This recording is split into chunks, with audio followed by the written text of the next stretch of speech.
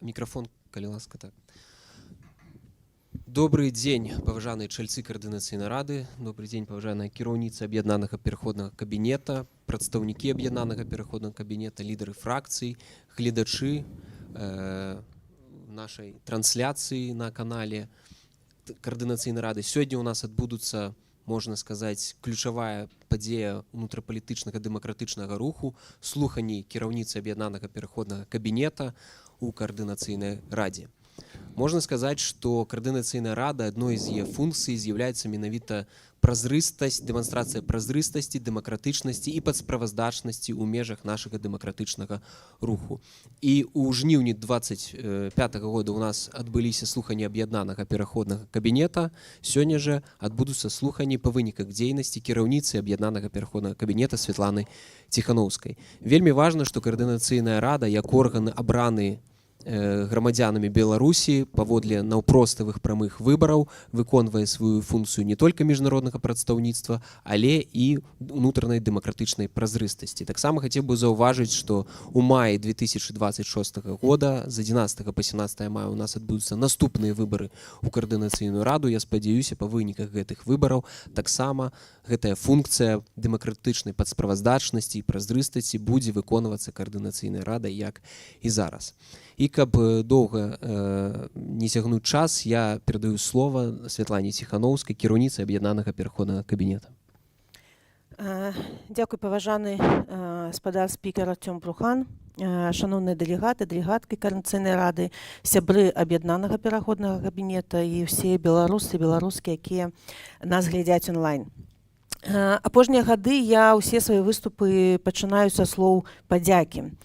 І часам здаецца, што гэта такая вельмі простая рэч, але менавіта вось гэтага казаць дзякуй адно аднаму нам вельмі часта не стае. Усе мы тут нешта згубілі. Дом, працу, кар'еру і свабоду. У кагосьці родныя застаюцца ў няволі. І кожны дзень прыносіць нам новыя выпрабаванні, ціск і пагрозы з боку спецслужбаў рэжыму, складанасці з дакументамі ў чужой краіне. І гэтая пастаянная такая знясільваючая невядомасць.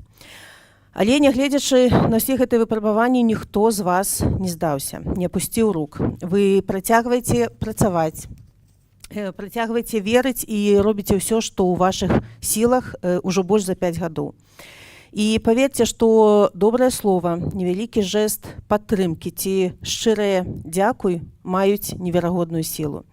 І мне здаецца, што калі б мы часцей казалі дзякуй адзін аднаму і часцей заўважалі добрае адзін у адным, пазбягалі непатрэбнай таксічнасці ў нашым руху, то мы значна хутчэй крочылі б да выканання нашых мэтаў.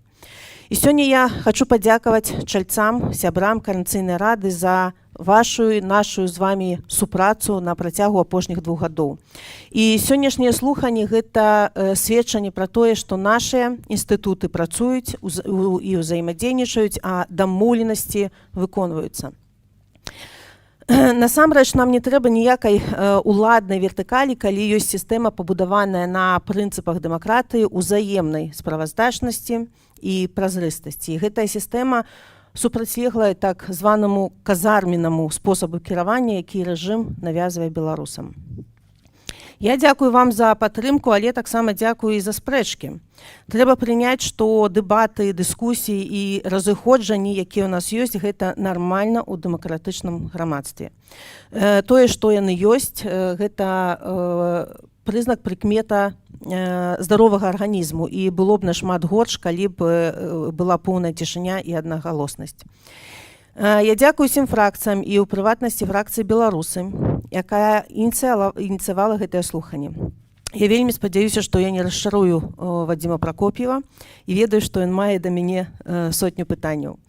Хаця скажу адразу, што адказаў на ўсе пытанні ў мяне няма і быць не можа, і шукаць адказы гэта наша з вамі супольная задача. Безумоўна, я дзякую прадстаўнікам і прадстаўніцам аб'яднанага пераходнага кабінета і маёй дарагой камандзе офіса за вашы бяссонныя ночы, за працу ва ўмовах цейтноту і вельмі часта гэта валанцёрства. Я ведаю, што магу разлічваць на кожнага з вас і тое, што ўсе прадстаўнікі ў жніўні паспяхова прайшлі слуханні ў Коордынацыйную раду, паказвае, што ўсе вы на сваіх месцах. Праца, якую мы з вами робім, яна няўдзячная, але яе трэба камусьці рабіць. І мы яе робім. І сёння да нас яшчэ не даехала, ці ўжо тут Вольга Зазулінская і Лявон Марозаў, якія толькі вярнуліся з Кіева. Некалькі начэй яны правялі пад абстрэламі, ў бункеры, у холадзе, а днём працавалі над вырашэннем праблем беларусаў ва ўкраіне. Дэмакратычныя сілы сёння робяць тое, што павінна рабіць нармальная дзяржава. Вырашаць праблемы сваіх грамадзян, бараніць іх правы і адстойваць інтарэсы краіны на міжнароднай арэне. Рэжым Лукашэнкі робіць усё наадварот. Ён пераследуе сваіх грамадзян, а краіну заганяе ў ізаляцыю. Улада клапоціцца не пра людзей, а пра самую сябе, пра сваё ўласнае выжыванне. Яна трымаецца на страху і рэпрэсіях, і людзі ў Беларусі, і па-за межамі не адчуваюць ні павагі з боку дзяржавы і ні ўпэўненасці ў заўтрашнім дні. У такой сістэме, пабудаванай на прыхаці аднаго чалавека, чыноўнікі гатовыя выконваць самыя дурацкія загады. І прыкладам таму, канешне, нядаўная пастанова аб выключэнні вулічнага святла. Узяць проста так і паставіць жыцці людзей пад пагрозу без всякай патрэбы, гэта чарговы маразм гэтага рэжыму. Памятаеце, раней была такая фраза «уходя, гасіце свет», і хочацца верыць, што выключэнне святла гэта тонкі намёк на непазбежны сыход дыктатара і разам з ім усё яго бесчалавечнай сістэмы. І калі гэта адбудзецца, канешне, многія беларусы уздыхнуць з палёгкай і сумаваць па дыктатару дакладна ніхто не будзе. І гэта не сакрэт, што многія чыноўнікі за спінамі называюць Лукашэнку дзедам і жартуюць пра ягоныя сінія пальцы.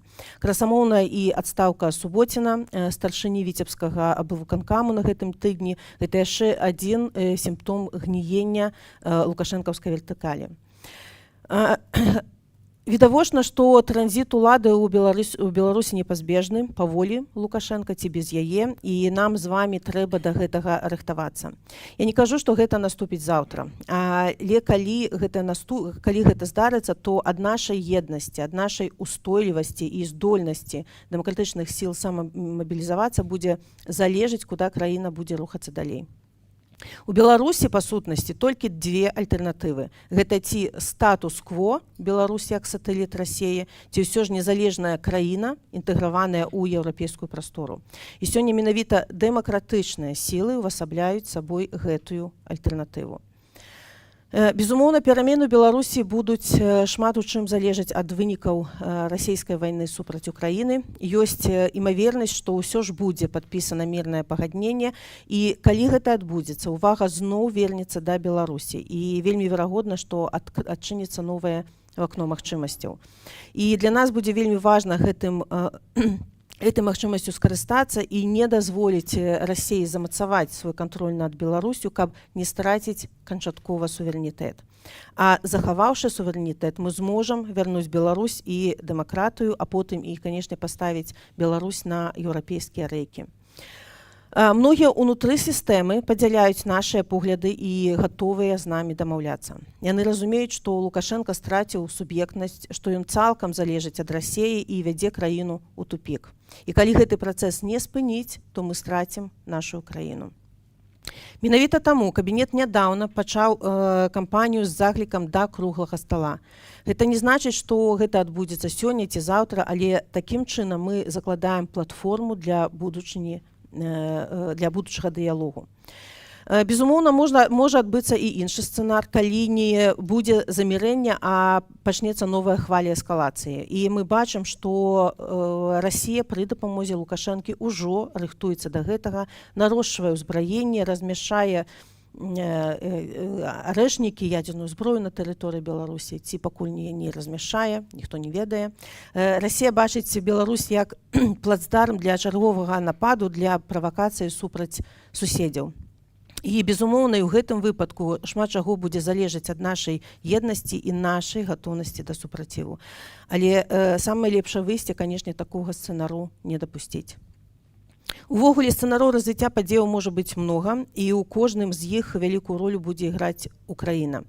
І таму для нас надзвычай важна Украіну падтрымліваць, бо чым мацнейшай з вайны выйдзе Украіна, тым больш шансаў на перамены будзе і ў Беларусі. У гэтым кантэксце вельмі важныя змены, якія адбыліся ў нашых адносінах беларускага грамадства і Украіны. Гэта не толькі наша сустрэча з прэзідэнтам Зеленскім у Вільні, але якая сапраўды насамрэч была паваротнай, але і яго папярэднія выступы і ў Мюнхене, і ў Давосе, на іншых форумах, дзе ён казаў, што Беларусь павінна стаць дэмакратычнай і еўрапейскай дзяржавай. Украіне крытычна важна, каб тая справа, якую мы распачалі ў 2020 годзе, мы змаглі давесці да канца. Каб Беларусь стала прадказальным суседам мірнай дэмакратычнай еўрапейскай дзяржавай, а не правінцыяй Крамля. І Украіна, здаецца, цяпер гатовая больш актыўна падтрымліваць беларускі дэмакратычны рух. Мы чакаем прызначэння спецпасланніка. Паралельна мы рыхтуем візіт у Кіеў. І учора я сазвоньвалася з добраахвотнікамі, ветэранамі, украінскімі экспертамі. Я планую шэраг сустрэч в Украіне, у тым ліку, канешне, з беларусамі. І гэты візіт стане пачаткам доўгатэрміновай супрацы і яшчэ адной цаглінкай у справе перамен. Мы выпрацуем супольную стратэгію, спадзяюся, можам вырашыць практычныя пытанні, такія як выплаты, легалізацыя беларусаў, пытанні банкаўскіх рахункаў, сацыяльных гарантый. Гэта ўсё створыць умовы, каб беларусы маглі дапамагаць Украіне, а Украіна магла дапамагчы нам. І, канешне, новыя кантакты з Украінай, я спадзяюся, адкрыюць магчымасці для нашых суполак і ініцыятыў там на тэрыторыі Украіны, такіх, напрыклад, як пункт нязломнасці, што нядаўна адкрыла арганізацыя сустрэча, каб дапамагчы людзям, якія з прычыны расійскіх абстрэлаў не маюць у маразы ацяплення і святла. Беларускае пытанне, як мы разумеем, немагчыма аддзяліць ад кантэксту вайны. І, безумоўна, для нас самае важнае гэта палітвязні, гэта рэпрэсія і ўнутраная сітуацыя. Але свет глядзіць на Беларусь найперш праз прызму вайны і тых пагроз, якія стварае Лукашенка для Украіны і Еўрапейскага Саюзу. Менавіта вайна вызначае палітыку па Беларусі і праз саўдзел рэжыму ў вайне. І праз гэта церпяць у тым ліку і звычайныя беларусы. Еўрапейскія санкцыі ў абсалютнай большасці былі ўведзеныя менавіта праз вайну і гібрыдныя пагрозы. І таму тая нездаровая дыскусія, якая дзеліць нашу супольнасць у пытанні, ці здымаць цяпер санкцыі, не вельмі прадуктыўная. Рэжым выдатна ведае, што трэба зрабіць, каб санкцыі былі знятыя. Найперш выправіць тое, за што гэтыя санкцыі былі ўведзеныя. Але ён гэтага не робіць, і наадварот сітуацыя толькі пагаршаецца. Правакацыі на мяжы працягваюцца, ВПК працуе на расійскую ваенную машыну, паветраныя шары працягваюць запускацца ў бок Вільні. Беларусь выкарыстоўваецца як фінансавая лазейка для Расіі і як яе ваенны плацдарм. І каб зняць санкцыі, трэба найперш ліквідаваць першапрычыну гэтых санкцый. І калі еўрапейскія санкцыі ў асноўным былі ўведзеныя за вайну, бальшыня амерыканскіх за правы чалавека. І мы выпрацавалі формулу, што амерыканскія санкцыі, каб вызваляць людзей, еўрапейскія санкцыі, каб вызваліць краіну. Усе мы згодныя, што санкцыі – гэта інструмент, якім трэба карыстацца, але карыстацца ім трэба мудра, таму што рэжым, як заўжды, паспрабуе падмануць і нас, і нашых партнёраў. І мы бачым, канешне, што санкцыі працуюць, як бы рэжым не спрабаваў паказваць адваротнае. Дзякуючы санкцыям ужо былі вызваленыя сотні людзей, і ў тым ліку нашыя палітычныя лідары Сергей, Маша, Віктар, Алесь Беляцкі, Александр Ярашук і многія іншыя. І гэтыя вызваленні сталі магчымыя дзякуючы санкцыям, а таксама дзякуючы бліскучай дыпламатыі Джона Коула і амерыканскай дыпламатыі, адміністрацыі. Яшчэ год таму мала хто мог паверыць, што такое можа адбыцца, і вось гэта ўжо было некалькі хваляў вызваленняў, і працэс працягваецца. І гэтае вызваленне сталі магчымыя і дзякуючы нашай працы, бо ўсе гэтыя гады мы працавалі над тым, каб паставіць кейс Беларусі на міжнародны парадак дня і зацікавіць у тым ліку амерыканскую адміністрацыю. Мы бачым, што гэты працэс далёка не ідэальны. Вызваленні адбываюцца людзей, але людзей дэпартуюць, нехта выходзіць на свабоду, сажаюць удвая больш. І цяпер наша задача, каб людзі не толькі выйшлі на свабоду, але былі спыненыя рэпрэсіі. Каб гэтыя вызваленні адкрылі шлях да доўгатэрміновых змен у нашай краіне. Адным з рашэнняў магла быць агульная палітычная амністыя. Не толькі вызваленне, але і поўнае закрыццё справаў і спыненне пераследу. І гэта адкрые людзям шлях да вяртання дадому. І мы бачым, што адбылося на гэтым тыдні ў Венесуэле, а значыць, гэта магчыма і ў Беларусі. Разам з міжнароднымі партнёрамі мы распрацавалі стратэгію, такую дарожную карту, якая можа не толькі вызваліць людзей, але і прывесці да сістэмных перамен. І ў ЗША, Еўрапейскага Саюза тут розныя задачы. У ЗША хапае інструментаў і ўласнай сілы, каб вызваліць людзей і спыніць рэпрэсіі. Тым болей, што Лукашэнка ў гэтыя кантакты нашмат больш патрэбныя, чым Лукашэнка патрэбны амерыканцам. У Еўропы, калі казаць пра санкцыі, мацнейшыя карты. І не трэба ціснуць на Еўропу, каб яна скінула гэтыя санкцыі цяпер. Санкцыі Еўропа спатрэбіцца на наступным этапе. Не трэба Еўропе і пераймаць тактыку прэзідэнта Трампа, асабліва што тычыцца кантактаў з Лукашэнкам, бо эфект можа быць супрацьлеглы. І яшчэ я прашу вас не ствараць штучнага раздваення, штучнага такога раздзелу ў нашай супольнасці. Маўляў, ёсць стратэгія за санкцыі, а ёсць стратэгія па перамовах. Мы, ў прынцыпе, гаворым пра адно і тое ж, але гаворым крыху разнай мовай. Перамовы не будуць выніковымі без санкцыяў, а санкцыі не будуць працаваць без перамоваў. А калі некаму здаецца, што ў Лукашэнка, калі мы здымем санкцыі, раптам стане гуманным і ўсіх павыпускае, то ці пачне нейкія рэформы, то, паверце, гэта вялікая ілюзія, якая толькі замарозіць сітуацыю. І любы крок павінен суправаджацца жорсткімі умовамі. Наша агульная мэта, безумоўна, гэта каб пачаўся дыялог. Але гэта павінен быць не дыялог Лукашэнкі з Захадам, а гэта павінен быць дыялог з беларускім народам. Як кажуць, нічога пра нас без нас. Толькі такі дыялог будзе мець плён, і мы да такога дыялогу заўжды гатовыя. Дарагія сябры, як я ўжо казала, вызваленні будуць працягвацца, і мы да іх падрыхтаваныя. Апошнія хвалі вызвалення паказалі наколькі хутка беларусы могуць арганізавацца як кабінет і праваабаронцы і грамадзянская супольнасць. Для прыёму ўсіх вызваленых і аказання ўсёй неабходнай першаснай дапамогі нам удалося арганізаваць інфраструктуру, у якую ўвайшлі каля 30 арганізацый. Апошняя група палітвязняў атрымала беспрэцэдэнтную дапамогу як у Вільні, так і ў Варшаве, фінансавую падтрымку, жытло на некалькі месяцаў. Людзі прайшлі бясплатную медычную рэабілітацыю, лекаванне зубоў. І як адзначыў адзін з вызваленых, ён так абазначыў у нас, штаб дапамог з легалізацыяй і жытлом пасля выдварэння, без гэтага не было б магчыма адаптавацца. І, канешне, гэта стала вынікам вялікай падрыхтоўчай працы. Гэтага не было б, калі б не нашыя цудоўныя беларускія ініцыятывы, нашыя фонды і праваабаронцы. Гэтага б не было, калі не дапамога Еўракамісіі, якую мы загадзя змаглі змабілізаваць. І, канешне, гэтага не было, калі б не было міжнароднага гуманітарнага фонду, які мы стварылі з партнёрскімі ўрадамі. Гэта ўсё таксама вынік і працы кабінета, якім мы можам ганарыцца. Безумоўна, дапамогі заўжды будзе не хапаць. Самае важнае мець сістэму, якую мы збудавалі. Я ўпэўненая, што наступныя групы вызваленых не застануцца насам са сваімі праблемамі. Украіна, гуманітарны трэк, ЗША, дапамога палізняволеным – гэта толькі некалькі прыкладаў працы нашых інстытуцый. Але ёсць і шмат іншых напрамкаў, за якія мы адказваем і якімі займаемся штодня. За апошнія гады нам удалося дапамагчы тысячам беларусаў. Мы выцягвалі людзей з крытычных сітуацый, ратавалі ад Інтэрполу, адбівалі візавыя баны, дамаўляліся пра легалізацыю ў іншых краінах.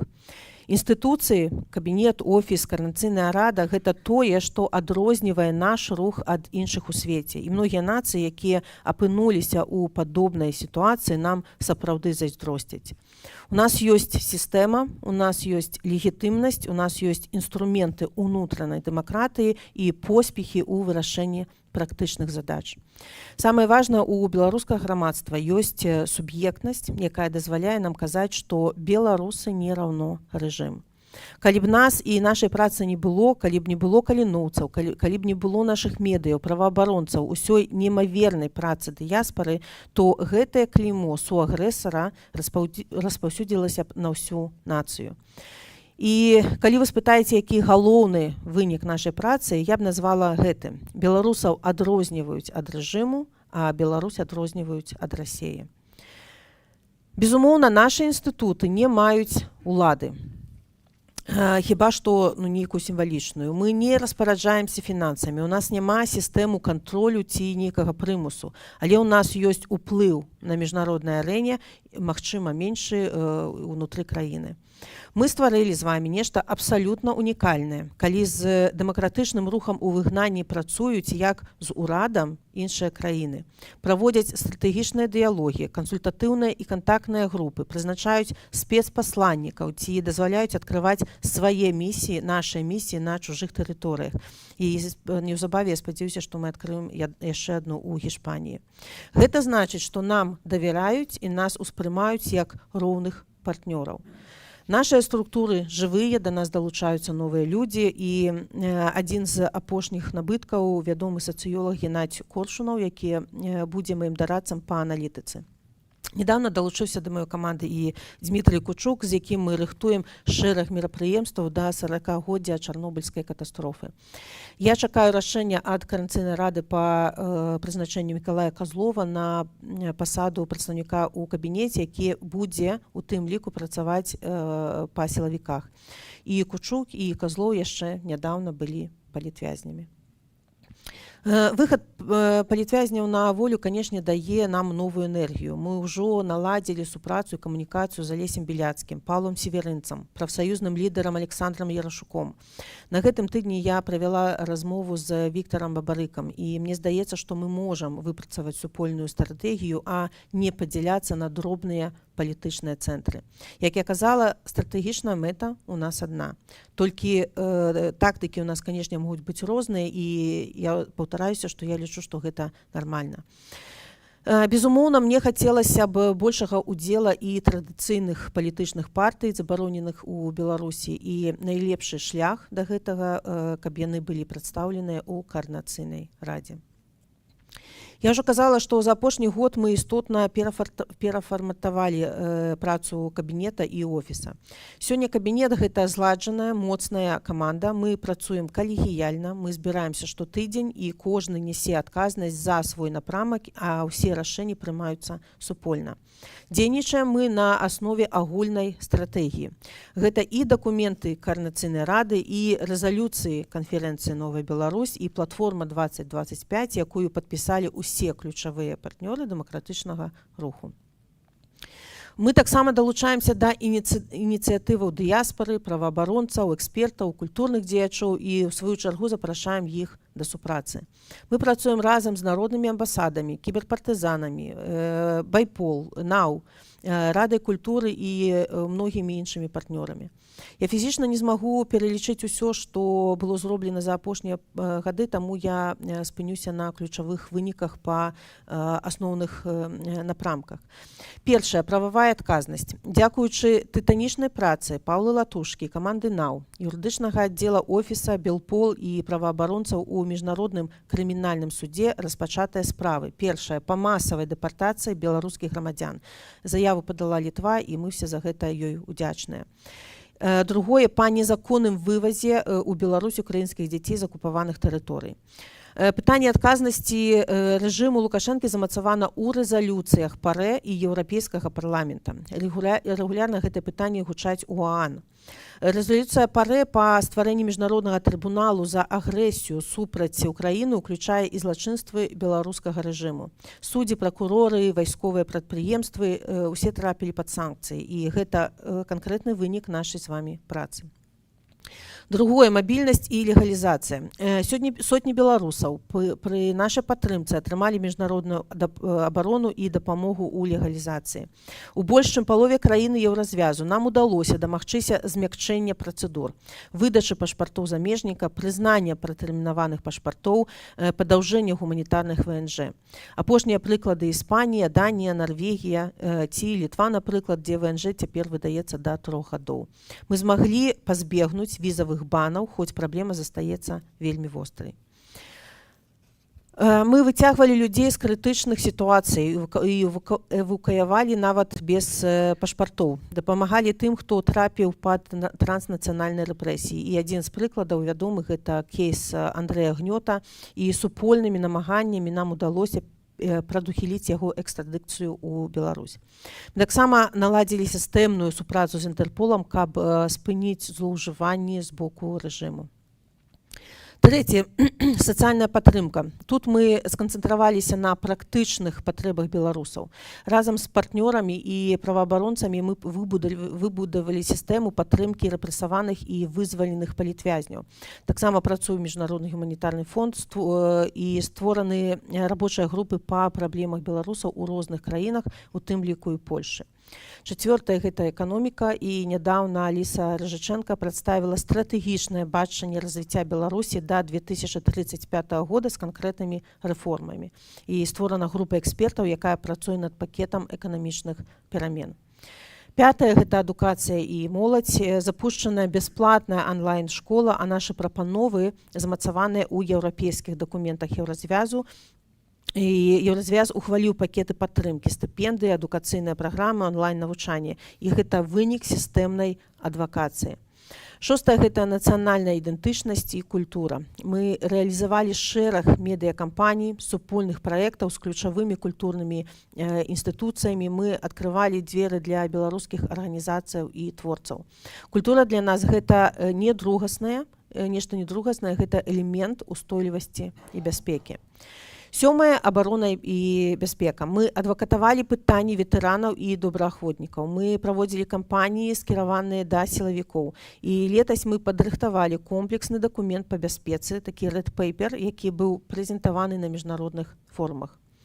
І восьмае — гэта знешняя палітыка. І за мінулы год я правяла больш за 200 двухбаковых сустрэч з замежнымі палітыкамі, удзельнічала ў Генасамблеі ААН, Мюнхене, Давосе, Варшаўскім форуме па бяспецы, самітах еўрапейскай палітычнай супольнасці.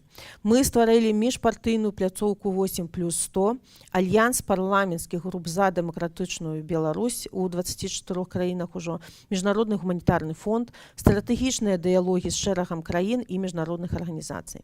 Нам удалося захаваць 2 мандаты па Беларусі ў ААН і мабілізаваць еўрапейскую падтрымку для беларускіх медыяў, для НДА і праваабаронцаў.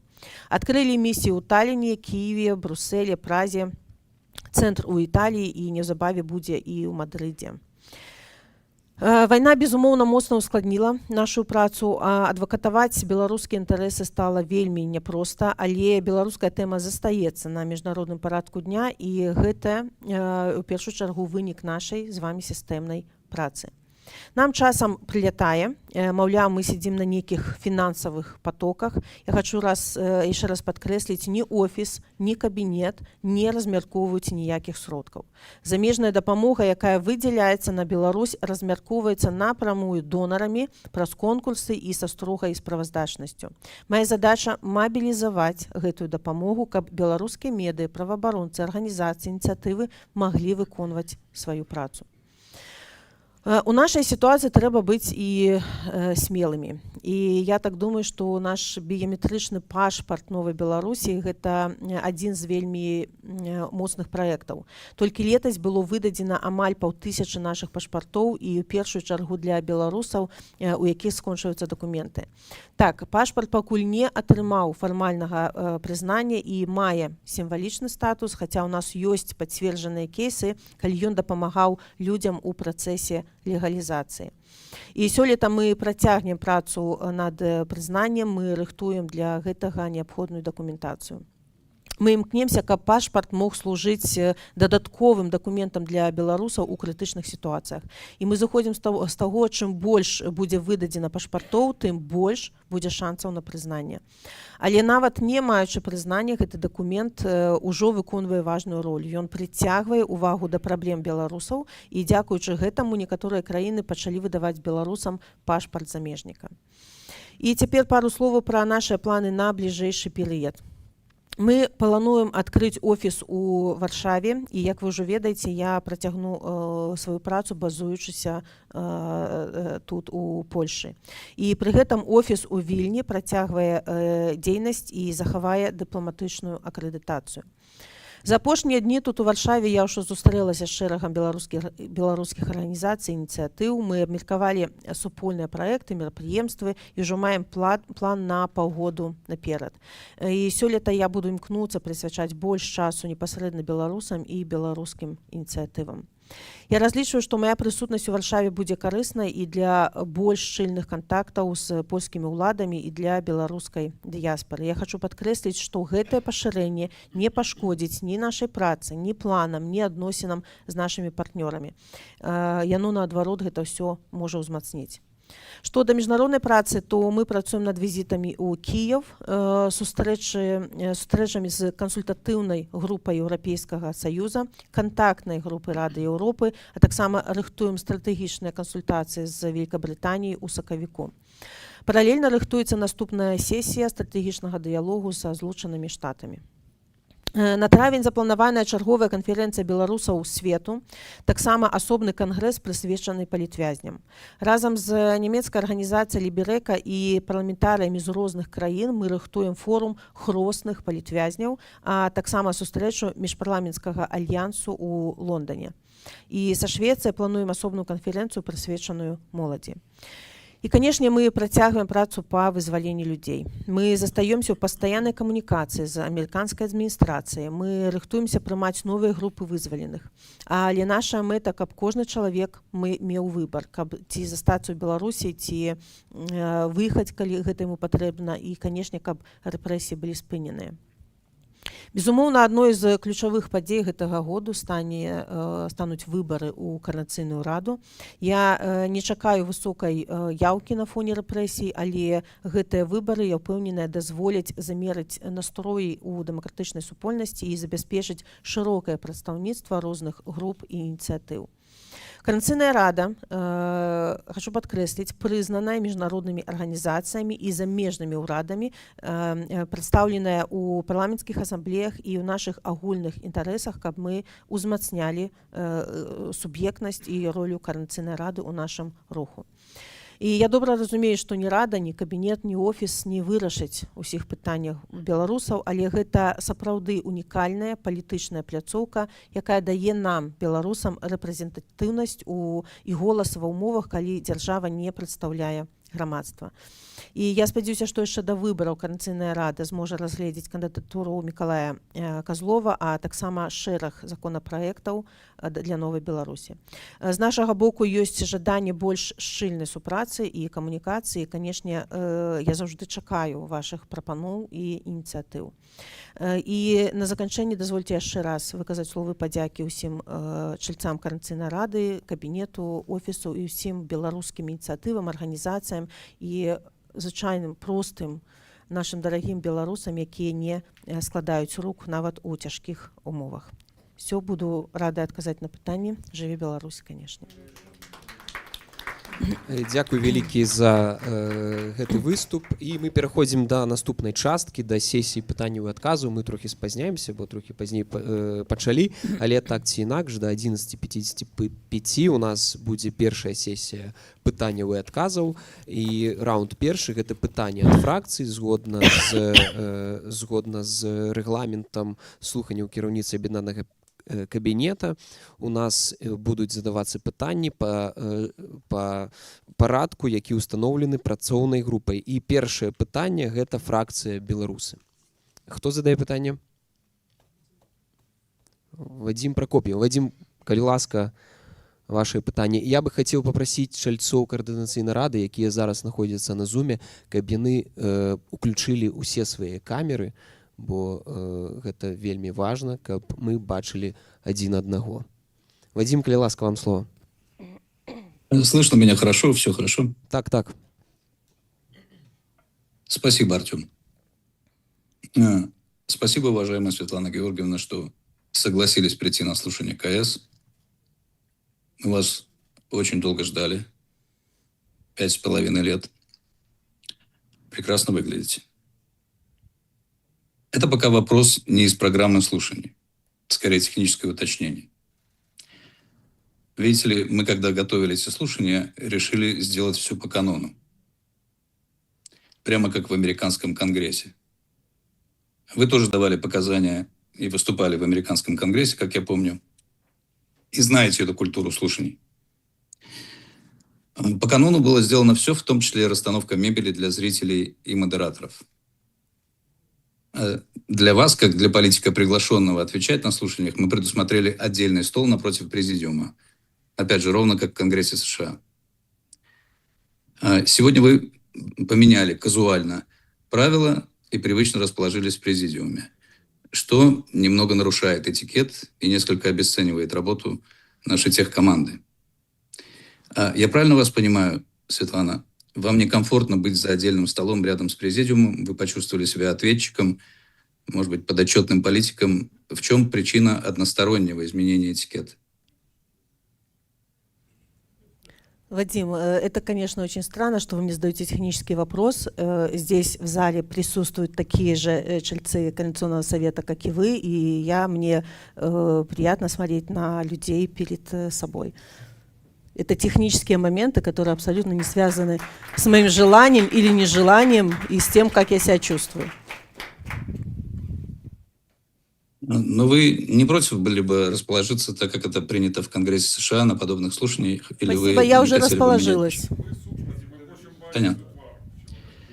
Хорошо. У вас засталося 30 секунд. В принципе, уже Светлана Георгиевна отказала, тому, калі пытанне па сутнасці, тады яшчэ одно пытанне ад вашай фракцыі, калі ласка. То есть, я правильно, Артем, вас понимаю, мы этот технический вопрос засчитали в наши вопросы, правильно? Ну, так. На мой взгляд, это не совсем корректно. Ну, продолжаем. Хорошо, вопрос первый. Скажите, Светлана Георгиевна, как все-таки правильно вас называть? Национальный лидер, лидер белорусской демократической оппозиции. Артем Шрайбман говорит, что вы де-факто политический активист. В Конгрессе США несколько дней назад я слышал, что вы президент-элект. Пожалуйста, если можно, уточните и научите нас, как правильно. Учить вас ничему я не буду, я не привязываюсь к титулам, регалиям и так далее. Как я обычно отвечаю, называйте так, насколько вам хватает смелости. Если вы лично считаете, что Светлана Тихановская президент-элект, пожалуйста, вы вправе так называть. Если вы считаете, что я руководитель демократических сил, символ, кто угодно. Мне самое главное знать, что, какую роль, какую работу я выполняю, находясь вот на этом месте. Спасибо. Уточняющий вопрос. Вы выиграли выборы 2020 года и представляете белорусский народ. Правильно ли я формулирую? Так, правильно. Вадим, теперь наступное пытанне. Кого? Вадим, мы можем продолжать? Так, или ну все, так, переход наступное слова? пытанне. Вы как бы удокладнили, Светлана отказала. Хорошо. Светлана Георгиевна, а сколько времени вы планируете представлять белорусский народ? Многие скажут, что вы продлили свои полномочия беспардонно, бесцеремонно и бессрочно. Я, например, уверен, что вы тоже думаете про это, и вам не очень комфортно от этой мысли. Вы наверняка ищете решение, как обеспечить прозрачную процедуру продления ваших полномочий. Вы сказали, что пока я нужна белорусам, я останусь. Что делает вас немножко похожими на практики режима. Если можно, сформулируйте, пожалуйста, ваше понимание или понимание офиса относительно вашей легитимности на нашем этапе. вот на нынешнем этапе.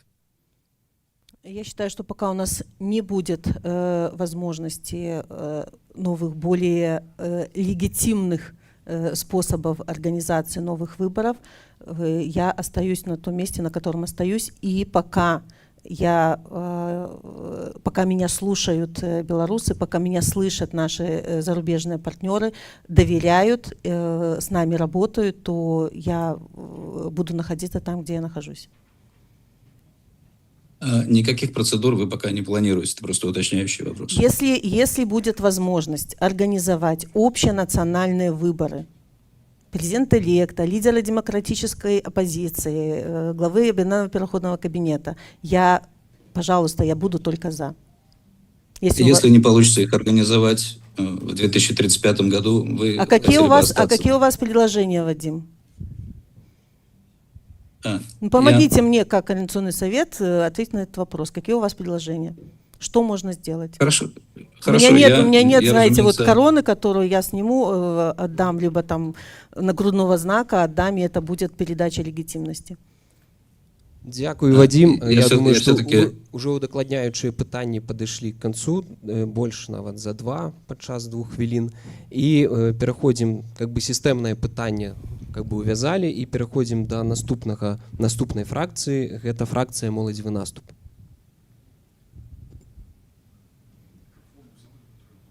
Так. Тут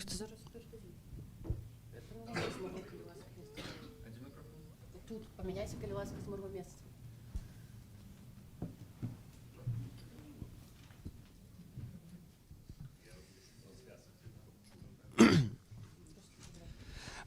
Добрый день, я Евген Кру, прадстаўнік «Моладзевага наступа. Дзякуй вялікі, Светлана, што пагадзіліся на слуханні, што мы іх праводзім. Дзякуй вялікі за выступ. Пытанне наступнае. Першае. Як фарміруецца ваше бачанне стратэгіі, на якія дадзены вы абапіраецеся, як вы фармуеце вашы тэзы для выступу? Калі ласка, калі мажліва, апішыце працэс. Як рыхтуюцца тэзы для выступаў і... Як фармуецца ваше бачанне стратэгіі, як фармуюцца тэзы для выступаў, на якія дадзены вы абапіраецеся пры падрыхтоўцы? Слушайте, наша стратэгія выпрацоўваецца не толькі офісам, яна выпрацоўваецца і Аб'яднаным пераходным кабінетам, і Коордынацыйнай радай, і таксама грамадскімі ініцыятывамі і арганізацыямі. І гэтая стратэгія выбудоўваецца на патрэбах і закліках беларусаў.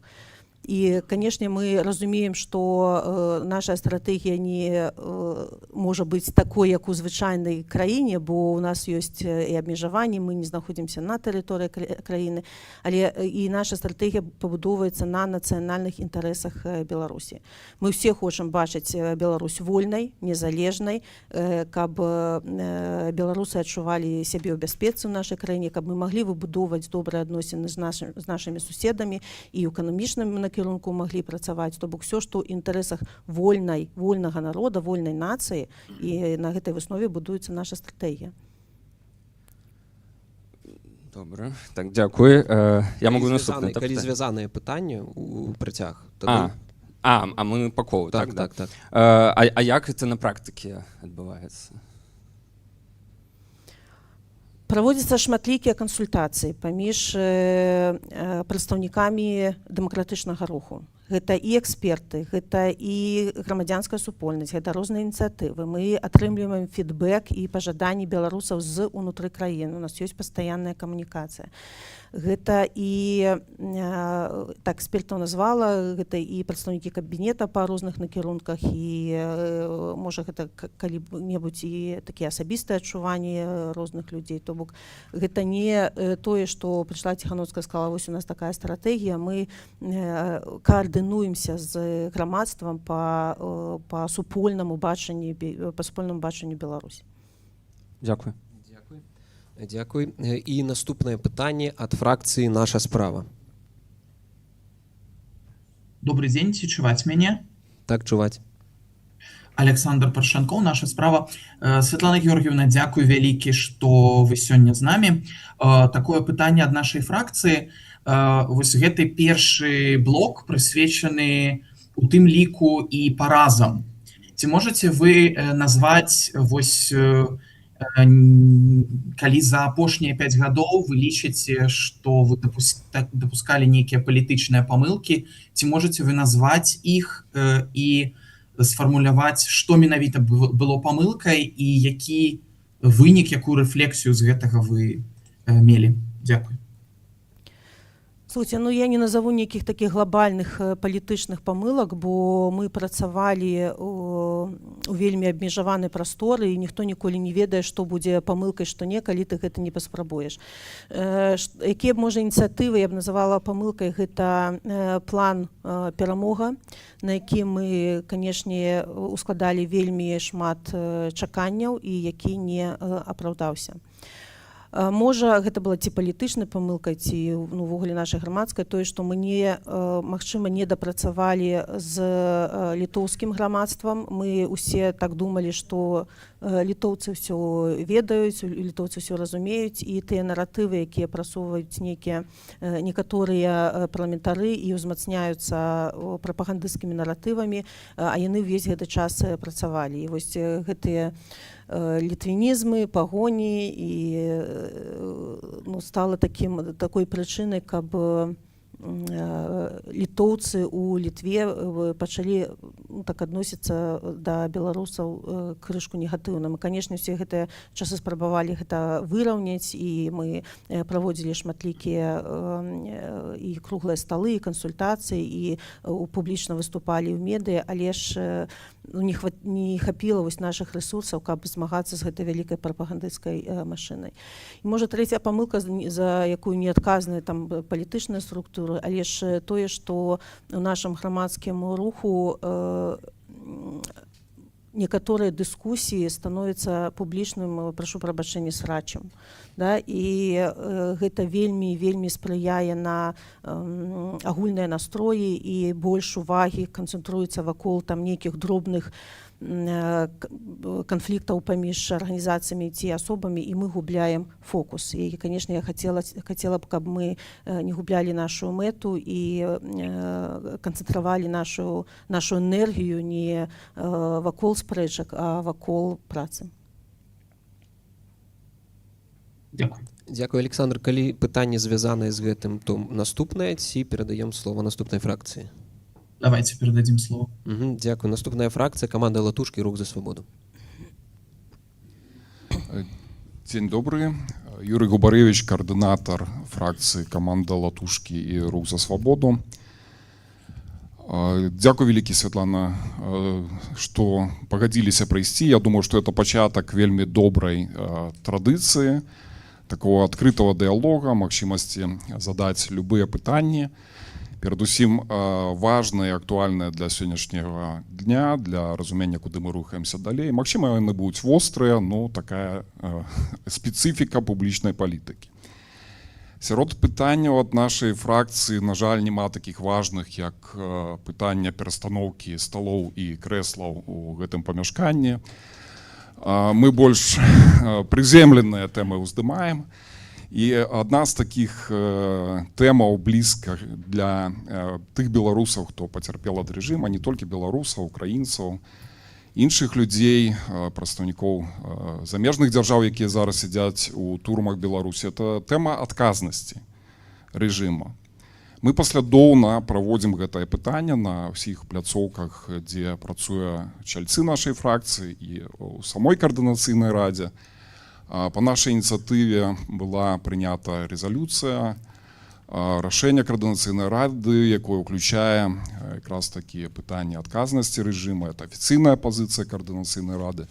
Ну, питання тут коротке, наскільки важна для вас ця тема, наскільки ви лічите, що її далі треба просовувати, бо у політикумі існують різні міркування, може хтось хоче виступити з тим, як перегорнути сторонку. Я розумію, у вашому вже виступі прозвучав відказ, тому це буде, напевно, короткий відказ, він важливий просто для синхронізації позиції, розуміння, куди ми далі рухаємося разом. А одразу тоді скажу удокладняюче питання, ось в сувязі з, ну, можна таке слово вживу, розморозкою відносин з офіційним Києвом.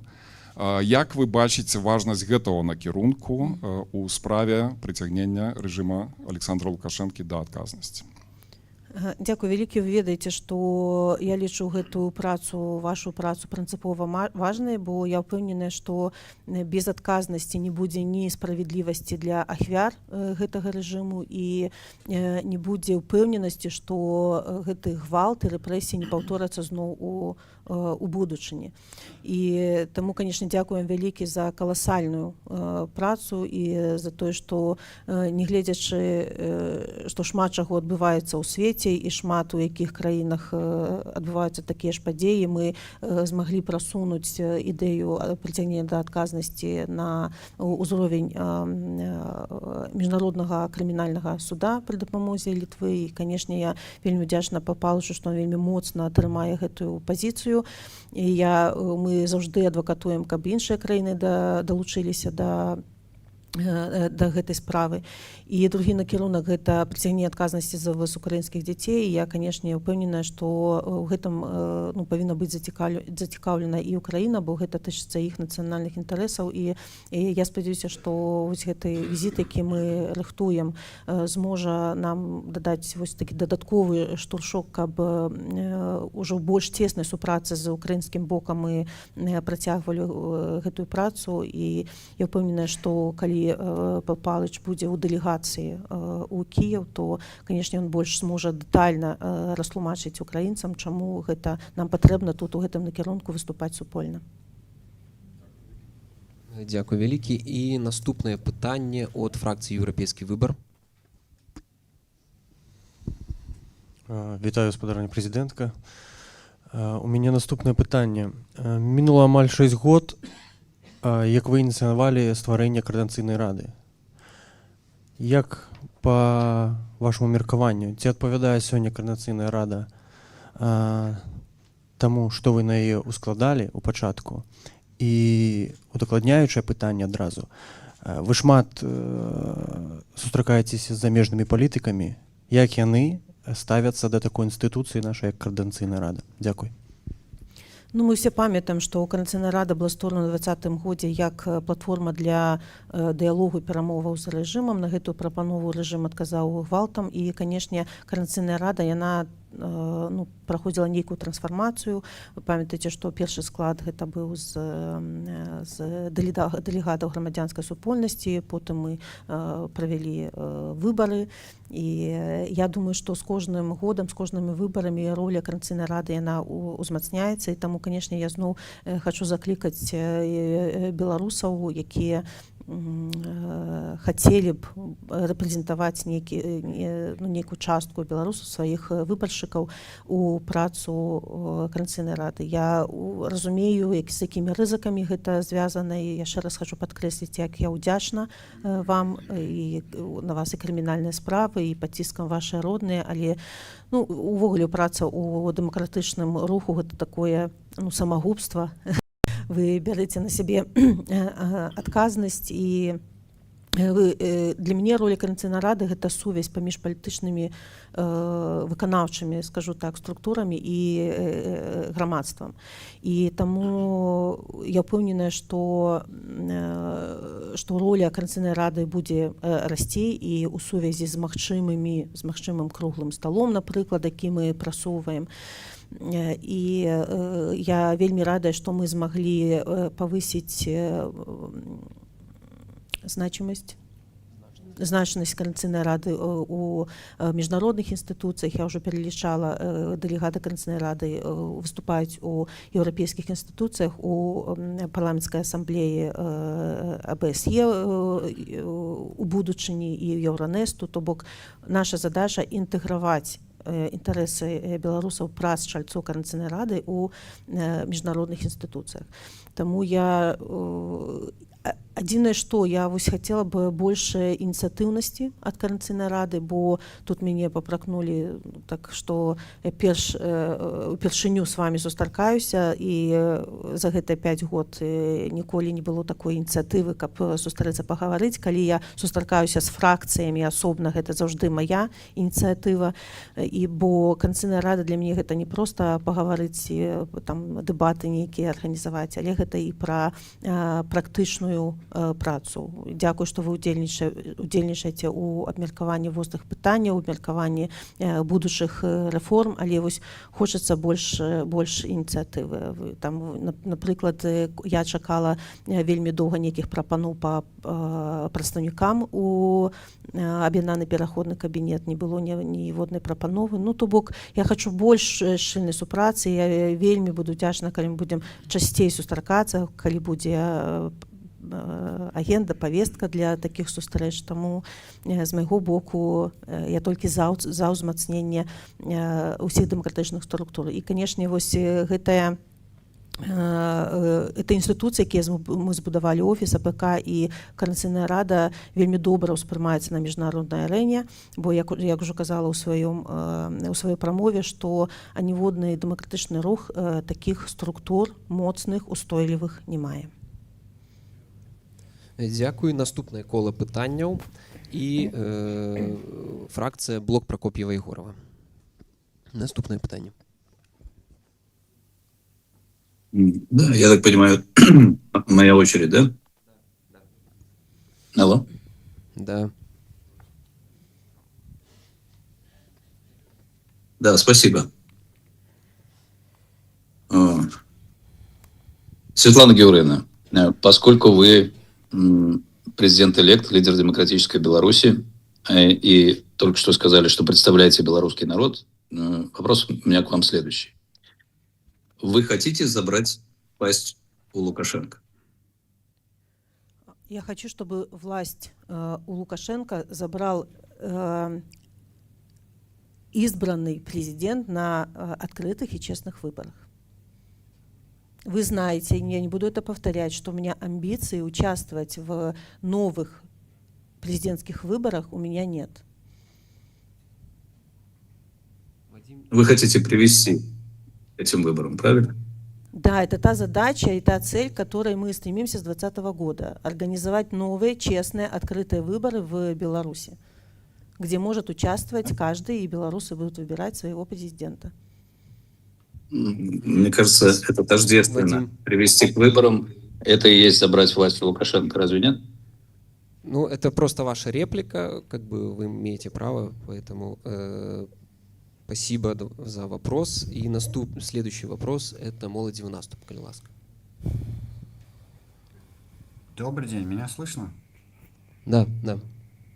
Да, спасибо большое, Светлана Георгиевна. Очень жаль, что я не могу присутствовать лично. Александр Автушко-Сикорский, фракция «Молодевый наступ».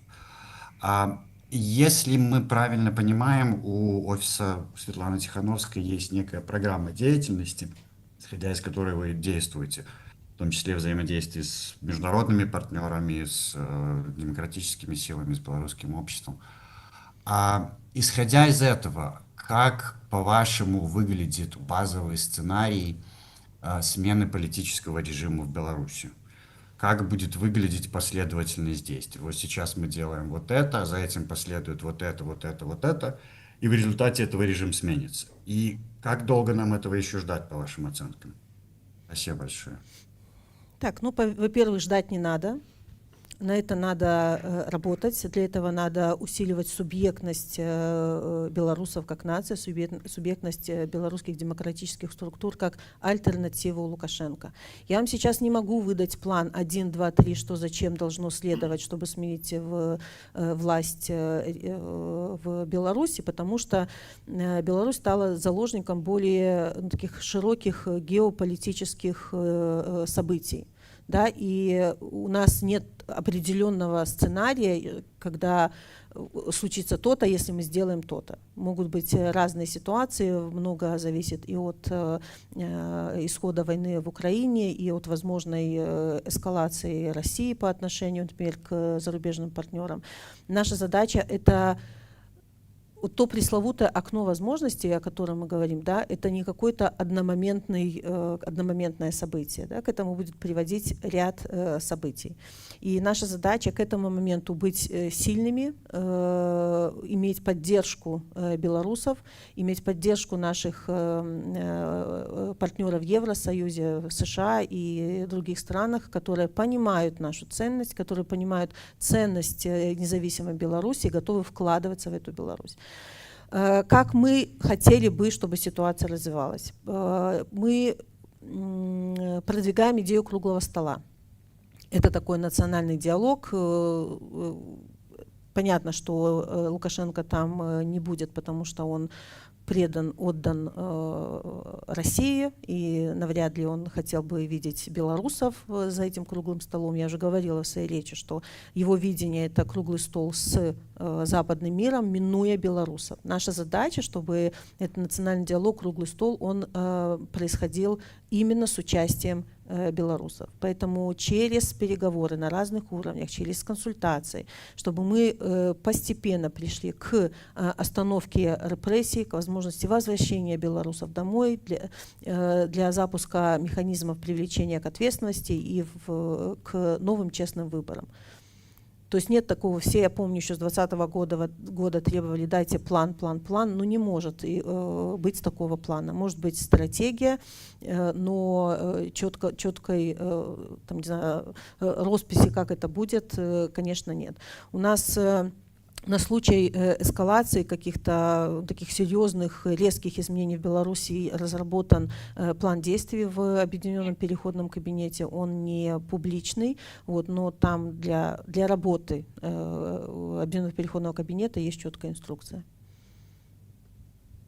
Александр, если связанное питание, то... Да, связанный вопрос есть, поскольку была упомянута геополитическая ситуация, здесь все понятно. Вопрос по позиции офиса. Вы очень часто говорите по поводу о том, что Беларуси необходима евроинтеграция и интеграция в европейскую семью народов, вступление в НАТО, что звучит очень хорошо, и мы это скорее поддерживаем. Однако, если мы говорим о том, чего хочет белорусский народ, по опросам, даже если брать во внимание поправку на фактор страха, белорусы не хотели бы вступать в НАТО и хотели бы либо скорее быть не в каком-либо вне блоков, либо в союзе с Россией.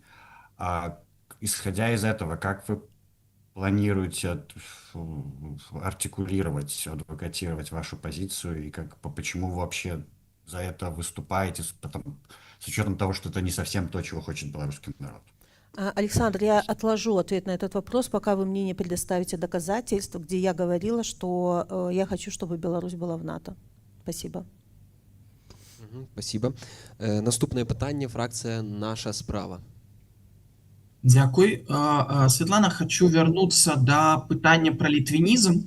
Мяне цікавіць менавіта вашае меркаванне, як вы лічыце, ці з'яўляецца літвінізм праблемай, палітычнай праблемай, і беларусы на палітычным узроўні, на вашым узроўні павінны рэагаваць на гэтую праблему, вырашаць гэта і спрабаваць змагацца з тым, што пэўная частка беларускага грамадства наўпрост адмаўляе літоўцам у іх гісторыі,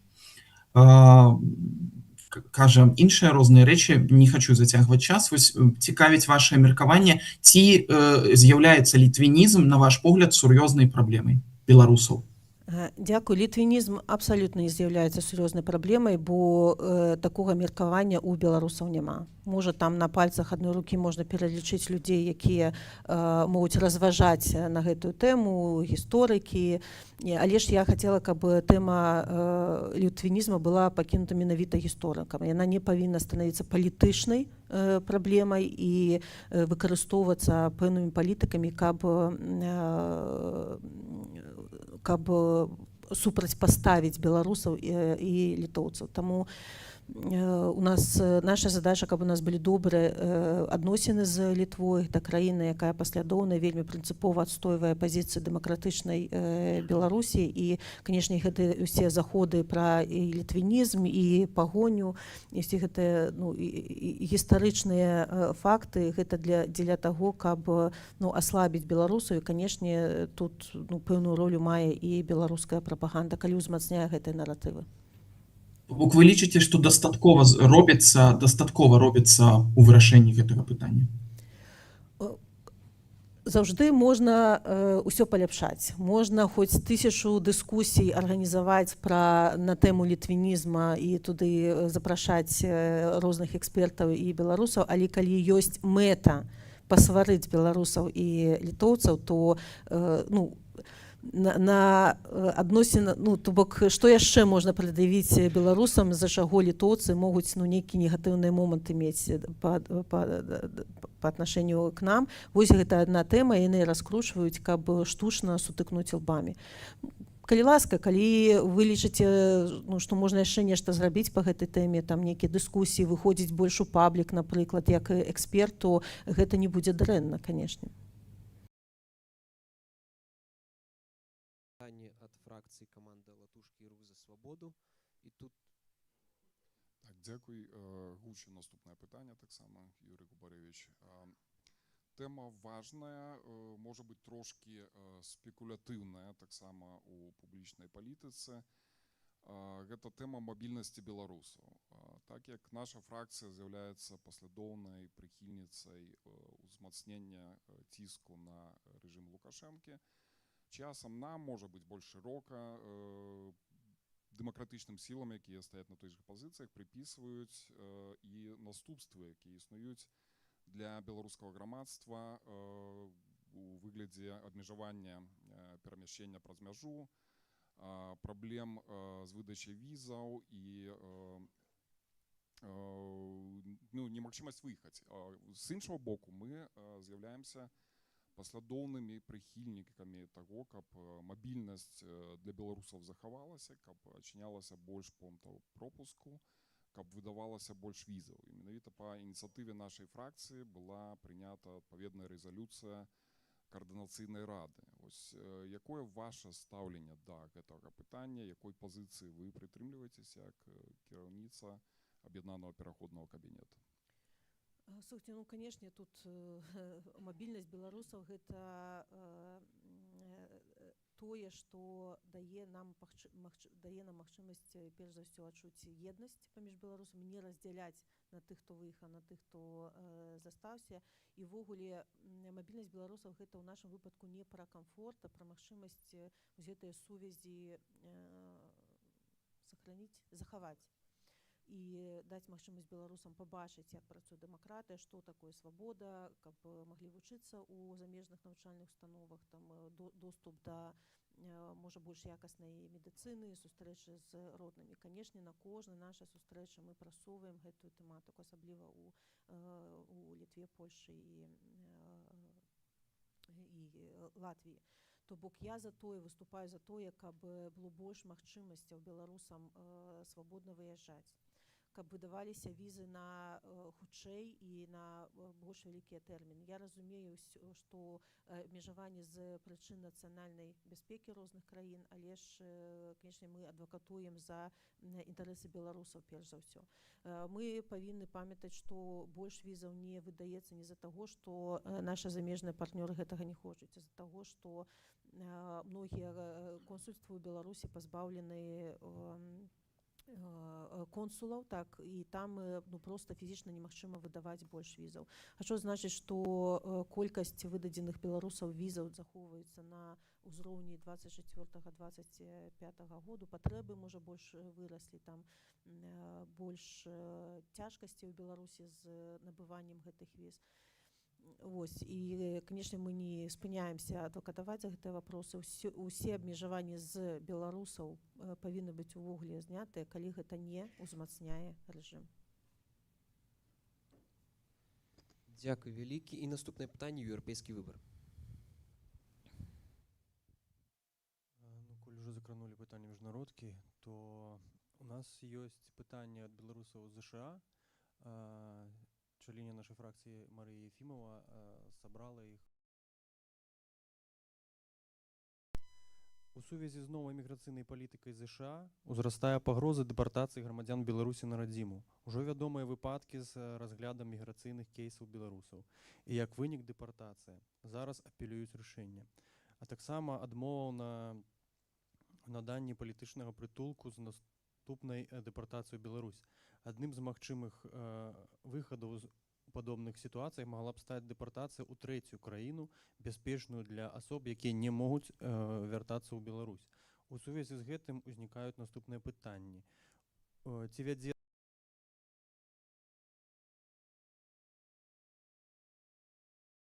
знаходзіцца ў ЗША і знаходзіцца пад пагрозай дэпартацыі ў Беларусь? І ці разглядаецца магчымасць прасоўвання гэтага пытання на міжнародным узроўні, у тым ліку магчымасць дэпартацыі беларусаў з ЗША ў трэцюю краіну? Дзякуй. Так, мы ж усе разумеем, што гэта ўнутраная палітыка ЗША, яна накіраваная не перш за ўсё супраць беларусаў, а супраць нелегальных эмігрантаў, але, канешне, мы таксама папалі па гэтую агульную агульнае паляванне, можна сказаць, на мігрантаў. І, канешне, мы займаемся кейсамі беларусаў у ЗША. Я хочу падзякаваць ініцыятыве Buy Action, перш за ўсё, якая займаецца беларусамі ў ЗША. Офіс уступае у справы па крытычных сітуацыях. Мы ўжо, так сказать, умешаліся ў 15 кейсаў по гэтым пытанні, і наш Левон Мароз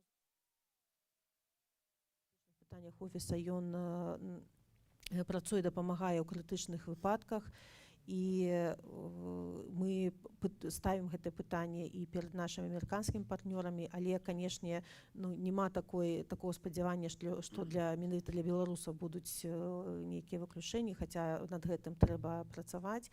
І пакуль не было кейсаў дэпартацыі, але ўжо звярталіся на асабістых размовах да мяне людзі, што рабіць, калі паўстае пытанне дэпартацыі. І, канешне, тут трэба размаўляць з нашымі бліжэйшымі партнёрамі, перш за ўсё Польшай, Літвой, можа,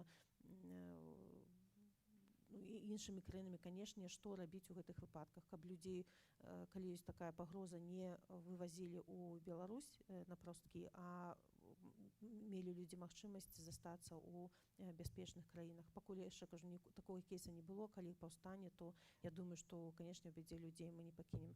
Хачу адзначыць, што перш за ўсё мы працуем з палітычнымі кейсамі, бо пад дэпартацыю могуць папасці і проста людзі, якія не звязаныя з палітычным пераследам. Дзякуй вялікі. І наступнае пытанне, блок Прокоп'ева Егорова. Вадзім, калі ласка. Да, благодарю. Смотрите, я из предыдущего вашего ответа делаю вывод, что вы все-таки хотите забрать власть у Лукашенко, потому что иначе невозможно просто организовать свободные выборы. Но вот я, если правильно вас слушал предыдущие ваши ответы, у меня возникло ощущение, что ваша стратегия все-таки давление. Да? Марина Золотова, цитирую, говорит: у меня сложилось ощущение, что стратегия Светланы Тихановской — усиление санкций в отношении Беларуси. Вот вы обращаетесь к Европе, например, на недавнем форуме в Давос. Нам нужен новый подход с диктаторами, умиротворение не работает, полумеры не работают. Вот то, что работает, это решительность, и обязательно нужно привлечь диктаторов к ответу. Вот ваш комментарий после посещения офиса министра иностранных дел Германии. Давление на Лукашенко будет продолжено, уверили меня в Германии. Когда вы говорите про вот это давление на режим, вот что вы имеете в виду? Какие виды и формы? Спасибо, Вадим, вы правильно себя потом поправили, потому что я никогда не адвокатирую за давление на Беларусь, я всегда адвокатирую за давление на режим. Это точечные, целенаправленные санкции против семьи Лукашенко, представители его режима, тех судей, которые дают невероятные сроки нашим белорусам, всем тем заводам, организациям, которые помогают режиму в российской агрессии против Украины. То есть всем тем людям, которые были как-то задействованы в репрессиях белорусского общества и виноваты в этом политическом и гуманитарном кризисе в Беларуси. Я всегда уравновешиваю призывы ужесточать санкции против режима большими возможностями для белорусов. Это мобильность, это визы, это возможности для получения образования и так далее. То есть наказываем режим, но не белорусов. Инструменты — это санкции, это политика непризнания и это политическая изоляция, дипломатическая изоляция режима. Все верно. Вадим, если связанные пытания, то на следующий вопрос. Связанное, да. Позвольте, Светлана Георгиевна, санкции вводились при просьбе, а в результате действий самого Лукашенко. Сейчас санкции не снимаются тоже потому, что ЕС это не надо, а не потому, что об этом просит Светлана Тихановская.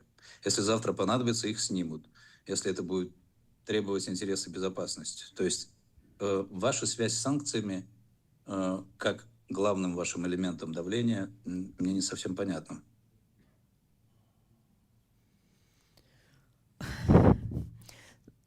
Вы знаете, вы очень сильно персонализируете, как будто, знаете, Тихановская пошла, попросила и ввели санкции. Это была систематическая работа наших институций, наших представителей, организаций, правозащитников даже, которые понимают, что в Беларуси правовой дефолт и что нужно режиму понести за это ответственность. И поверьте мне, что если бы не наша постоянная работа с нашими международными партнерами, санкции давно могли бы снять. Да? Возможно, где-то превысил бизнес-интересы и закрыли бы глаза на преступления режима. Понятно, что санкции последние, Европы, они вводятся за войну, но вспомните, когда была посадка самолета. Да, если бы не наше адвокатирование, возможно, и санкции не ввели бы. То есть не надо преуменьшать значимость белорусских демократических сил в вопросу по политике, по формированию политики Евросоюза по отношению и Америки, и Великобритании по отношению к режиму Лукашенко. У меня такое ощущение, что вы пытаетесь, значит, вы ничего не знаете, вы ничего не значите, вы ничего не решаете. Это же не... Вы сейчас, когда это говорите, вы не ко мне обращаетесь, вы обращаетесь ко всем белорусам, которые работают над этой тематикой. А вот американские санкции против Белавия, и вот уточняющий вопрос, простите. С вами советовались, когда их снимали? Когда снимали, советовались ли с нами? Мы были в курсе, что такие шаги будут предприняты, да. Почему вы не опубличили это? Почему вы не Потому что сказали свое мнение, отношение к этому? некоторые переговоры и договоренности имеют конфиденциальный характер. Спасибо. И следующий вопрос от фракции «Молоди в наступ». Спасибо большое. Светлана Георгиевна, хотелось бы уточнить по поводу процесса формирования публичной коммуникации вас и с обществом, и с международными партнерами. Когда этот процесс происходит, то есть как-то формируется стратегия коммуникации, какую долю занимает непосредственно ваша работа, какая доля занимается вашими советниками, то есть проводится ли вами конкретно какой-то анализ ситуации, как часто вы со своими советниками не согласны, как часто вы с ними спорите, и, может быть, вы можете привести какой-нибудь конкретный пример, когда первичной и более весомой была ваша позиция, нежели позиция ваших советников в этом. Спасибо. Интересный вопрос, да, это как мы работаем внутри, вы про офис спрашиваете, потому что мы должны понимать, что офис и, например, координационный и объединенный переходный кабинет сконструированы немножко по-разному, потому что, да, у офиса есть советники, которые собирают информацию, как общество реагирует на какие-то события, да, какие настроения в демократическом движении, и на основании этого мы собираемся и обсуждаем какие-то какие-то конкретные тезисы. Что сейчас лучше для Беларуси? Какие сейчас актуальные вопросы мы можем продвигать среди международных партнеров?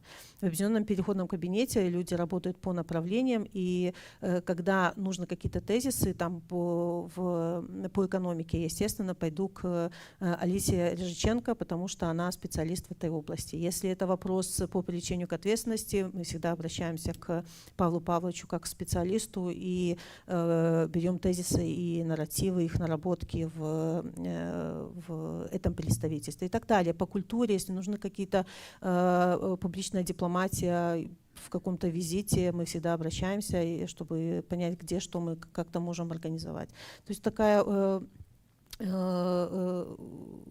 общая работа, здесь нет такого «я сказала, так и будет». Если есть какие-то моменты, сейчас вам конкретный момент не вспомню, но с чем я там принципиально не согласна, то, конечно, мы обсуждаем, почему принципиально не согласна, что можно исправить, как можно выровнять. Но мы работаем в команде, и, в принципе, команда... у нас уже сложились такие профессиональные отношения, что все знают, Светлане это подойдет, не подойдет, Светлана это одобрит или не одобрит. И поэтому нет такого, что мне пришли, навязали мнение, и я пошла, сказала то, что где-то чью-то волю выполнила все равно, и я участвую в дискуссиях. Бывает так, и что я не права, если приводят достаточно аргументов, что нужно так и так, вот так люди считают, там такие эксперты такое мнение высказали, и, конечно, мы все идем друг другу навстречу. Александр, если связанное питание, то да, второй вопрос. Да, связанный вопрос, то есть, это же буквально уже говорит о подгонке стратегии не под эффективность, а непосредственно под желаемое. И здесь, возможно, выдавать желаемое за действительное, потому что вы только что сказали, что к вам идут с тем, что Светлана одобрит. То есть это не звучит, как будто это непосредственная выработка позиций, которая вырабатывается в интересах общества, а не для того, чтобы удовлетворить чью-то вашу или позицию, может быть, ваших советников. Слушайте, если ко мне придут с предложением, давайте мы, значит, остановимся поддерживать Украину, да, а направимся в лапы России, конечно, я скажу, что нет. Вот это моя принципиальная позиция. Но у людей, которые и в Объединенном переходном кабинете, мы же объединены одной стратегией, одним видением новой, независимой, свободной Беларуси.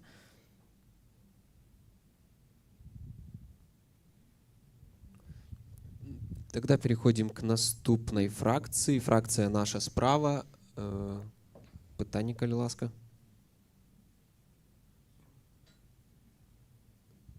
Да, добрый день. Не чуваць? Можно? Так, чуваць. Виталий Ромашевский, фракция «Наша справа». Шановная Светлана, вось вы выступаете ад імя ўсіх беларусаў. Вось сёння вы нават сказали, что вы выступаете ад імя беларускага народа. Представляете усіх беларусаў на міжнародных сустрэчах у тым ліку. І таксама шмат казалі про тое, што у гэтай сістэме дэмакратычных сілаў ёсць, в адрозненне ад вертикали Лукашенко, ёсць вот сістэма, которая альтэрнатыўная, которая адлюстроўвае дэмакратыю. Ці лічыце вы, што ў дэмакратыі важна не толькі меркаванне большасці, але таксама і ёсць абавязак улічваць права значнай меншасці, быць пачутым. Хацелось бы ад вас пачуць дакладны адказ, так ці не.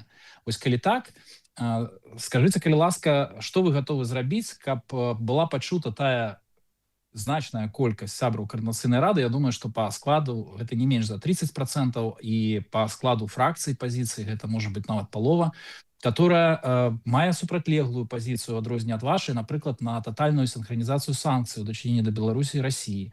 Альбо калі вы блокуеце там перамовы, переговорны працэс еўрапейскага звяза з Беларусю, што дэ-факта так, адрозная пазіцыя ад вашага офіса ёсць у значнай часткі Координацыйнай рады. Ось у нас у папярэднім складзе Координацыйнай рады была такая традыцыя, да, што спікер прадстаўляў, калі ездзіў на міжнародныя сустрэчы, ён прадстаўляў не толькі пазіцыю большасці, але казаў, што ёсць асобная пазіцыя, там 20-30% Координацыйнай рады думаюць інакш.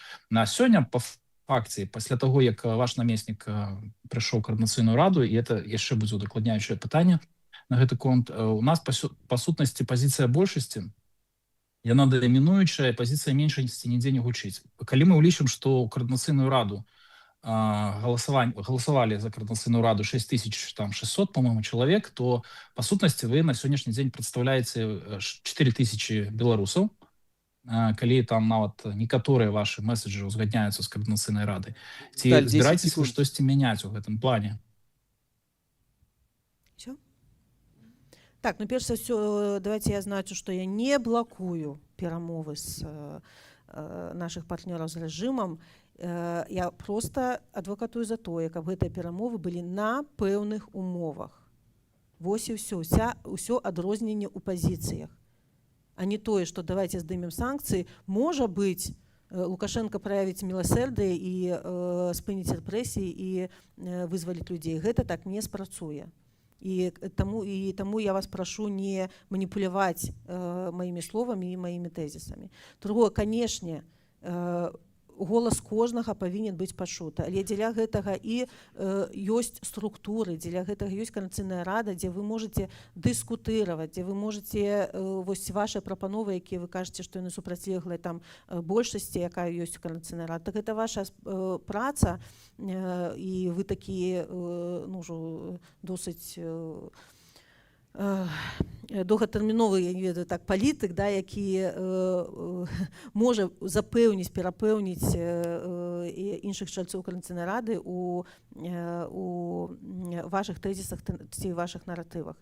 То бок дзеля чаго будаваліся інстытуцыі, каб быў дэмакратычны спосаб пачуць кожнага, але ваша задача прыйсці к нейкаму кансэнсусу.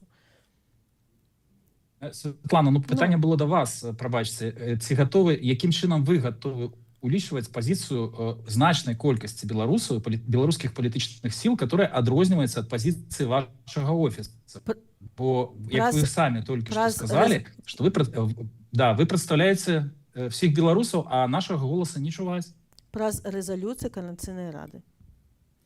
Калі ёсць, Віталь, наступнае пытанне, калі ёсць наступнае пытанне звязанае... Сабры, у меня ёсць наступнае пытанне, звязанае з гэтым, удакладненне ўсё ж такі рэзалюцыі каардынацыйнай рады прымаюцца большасцю. Зноў-такі меншасць праігрывае там, значыць, в прынцыпе, вы не бачыце ніякіх механізмаў персанальна, каб агучваць голас адрозныя ад вашага меншасці ў каардынацыйнай рады ці ў дэмакратычных сіл. Правільна я зразумею? Давайте вы ў каардынацыйнай радзе знойдзеце механізмы, як можна данесці голас меншасці да аб'яднанага пераходнага кабінета. Ну я не павінна гэтым займацца, шукаць механізмы. Я вас чую. У нас можна з вашай фракцыяй, ці вось як вы называеце сябе меншасцю, можна правесці кансультацыі з офісам, ці там нейкія асобныя кансультацыі з аб'яднаным пераходным кабінетам, выказаць сваю пазіцыю. Але адстойваць сваю пазіцыю трэба ў межах той структуры, якая ўжо збудаваная. Ну гэта тое ж самае, як... Дзякую. І наступнае... У сувязі з гэтым... Все, Віталій, все, наступны кола, потым па чарзе ідзём. Наступнае пытанне, каманда Латушкі, Рух за свабоду. Да, дзякуй вялікі. Вярнуся да той тэмы, якая у папярэднім раўндзе некалькі разоў згадвалася, это пытанне санкцый. І зноў-такі вельмі важна для беларускага грамадства, ну і для нас, каардынацыйнай рады, пачуць дакладную пазіцыю па такіх ключавых падыходах, што дыскутуецца ў соцыуме апошнім часам палітыкамі, адносна пазіцыі Злучаных Штатаў. Это першая частка. Наколькі вы лічыце эфектыўны такі падыход, які прадэманстравала адміністрацыя Дональда Трампа, гэта адкрыццё камунікацыі з Александром Лукашенко, гэта зняццё частковыя санкцыі, ну і то, што магчыма прывяло да гэтага, ну не толькі камунікацыі, можа санкцыі, можа і ўсё разам, вызвалення палітвязняў. Ці гэта слушны падыход? Ну, коротка тут буду запытваць, ці памылковы, альбо, можа быць, штосьці трэба ў гэтым падыходзе ўдасканальваць, ваша пазіцыя. І другая частка, ўжо каб не рабіць вот это пытанне в працяг і доўгі дыалог, Еўрапейскі падыход. Ізноў-такі, той сённяшні ўзровень санкцыйнага ціску дастатковы, ці, можа быць, яго варта было б узмацніць, это дало бы нейкі дадатковыя эфекты, ці ось пазіцыя, якая таксама дыскутуецца ў мас-медыа, што, можа быць, варта еўрапейцам пайсці следам за амерыканцамі, і гэта дасць нейкія сур'ёзныя эфекты. Калі ласка, ваша пазіцыя па гэтых пытаннях. Конечно, я лічу, што гуманітарная камунікацыя можа быць апраўдана ў тым выпадку, калі яна мае вынікі.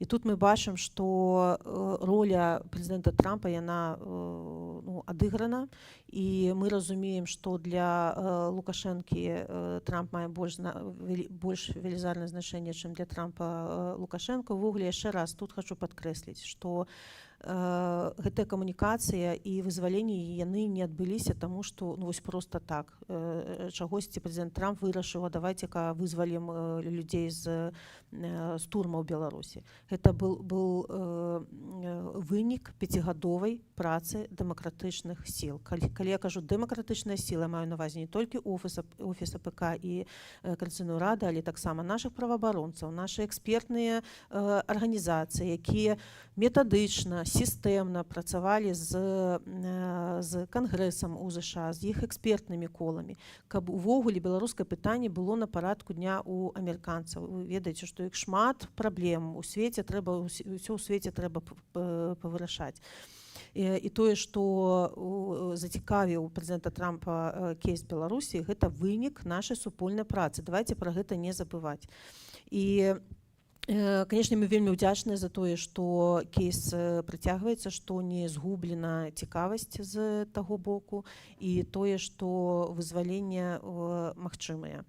Мы разумеем, што Лукашенко вызваляе людзей толькі за канкрэтную цану плату, так? І амерыканцы плацяць гэту цэну. Многія думаюць, што яна завышаная, што можна было б меншымі санкцыямі вызваліць больш людзей, але вось у іх такая паступовая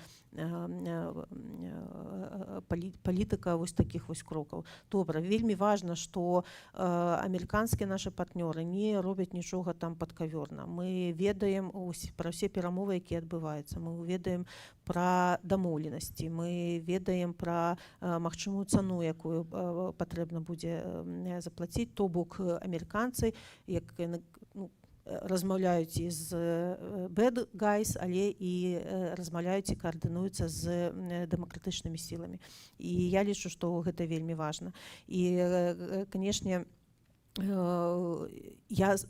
я спадзяюся, што высілкамі амерыканцаў не толькі ўсе палізняволеныя будуць вызвалены, але і спыняцца рэпрэсіі. Бо мы ўсе разумеем, што замест 5 сажаюць 10 новых, і мы гэта пытанне, канечне, ставім перад амерыканскімі партнёрамі, яны ведаюць праблему, яны ведаюць праблему беларуса, якіх вымушана выціснулі з Беларусі, праблемы з легалізацыяй, і тое, што іх сем'і застаюцца ў Беларусі, немагчыма выехаць. То бок там шмат праблемаў, і амерыканскія партнёры пра гэта ведаюць, і яны на гэтых перамовах кажуць. Тое, што гэта не выконваецца, і кажа пра тое, што Лукашенко не мяняе сваю палітыку, што ён не стаў такім гуманным і клапоціцца пра людзей. Для яго гэта беларускія закладнікі, гэта проста тавары, які ён спрабуе прадаць даражэй.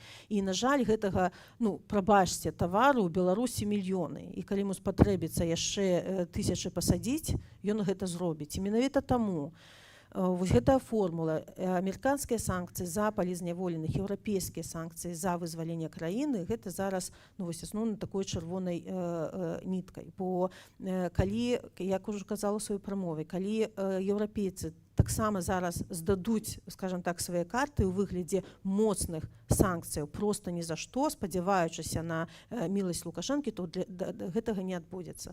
Бо Лукашэнку не патрэбна ад Еўропы там нейкія перамовы ці добрыя адносіны. Яму патрэбна капітуляцыя. Ён таксама хоча, каб мы прыпаўзлі на каленях, так і Еўропа таксама выпрошвала нейкія там адносіны. Мы бачым, што колькі Польша зрабіла гэтых крокаў да Беларусі, адчыніла межы, да, там пачала нейкія там нават перамовы. І што адбылося? Нічога не адбылося. То бок Лукашенко зноў падмануў.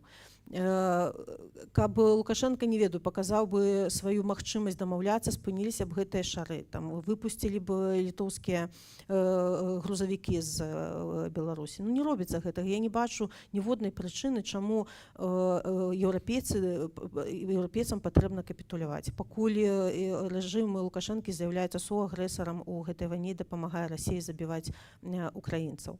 То бок я ведаю, што ў нас свае інтарэсы, у нас палізняволеныя, з якіх душа баліць, у нас няма ніякіх правоў людзей у Беларусі, аж еўрапейцы таксама заходзяць з сваіх нацыянальных інтарэсаў, і ім трэба бяспека, яны разумеюць, што пакуль там Лукашенко, бяспекі для іх краін не будзе, яны і санкцыі, гэта санкцыйны ціск таксама будуць выкарыстоўваць у мэтах сваіх краін.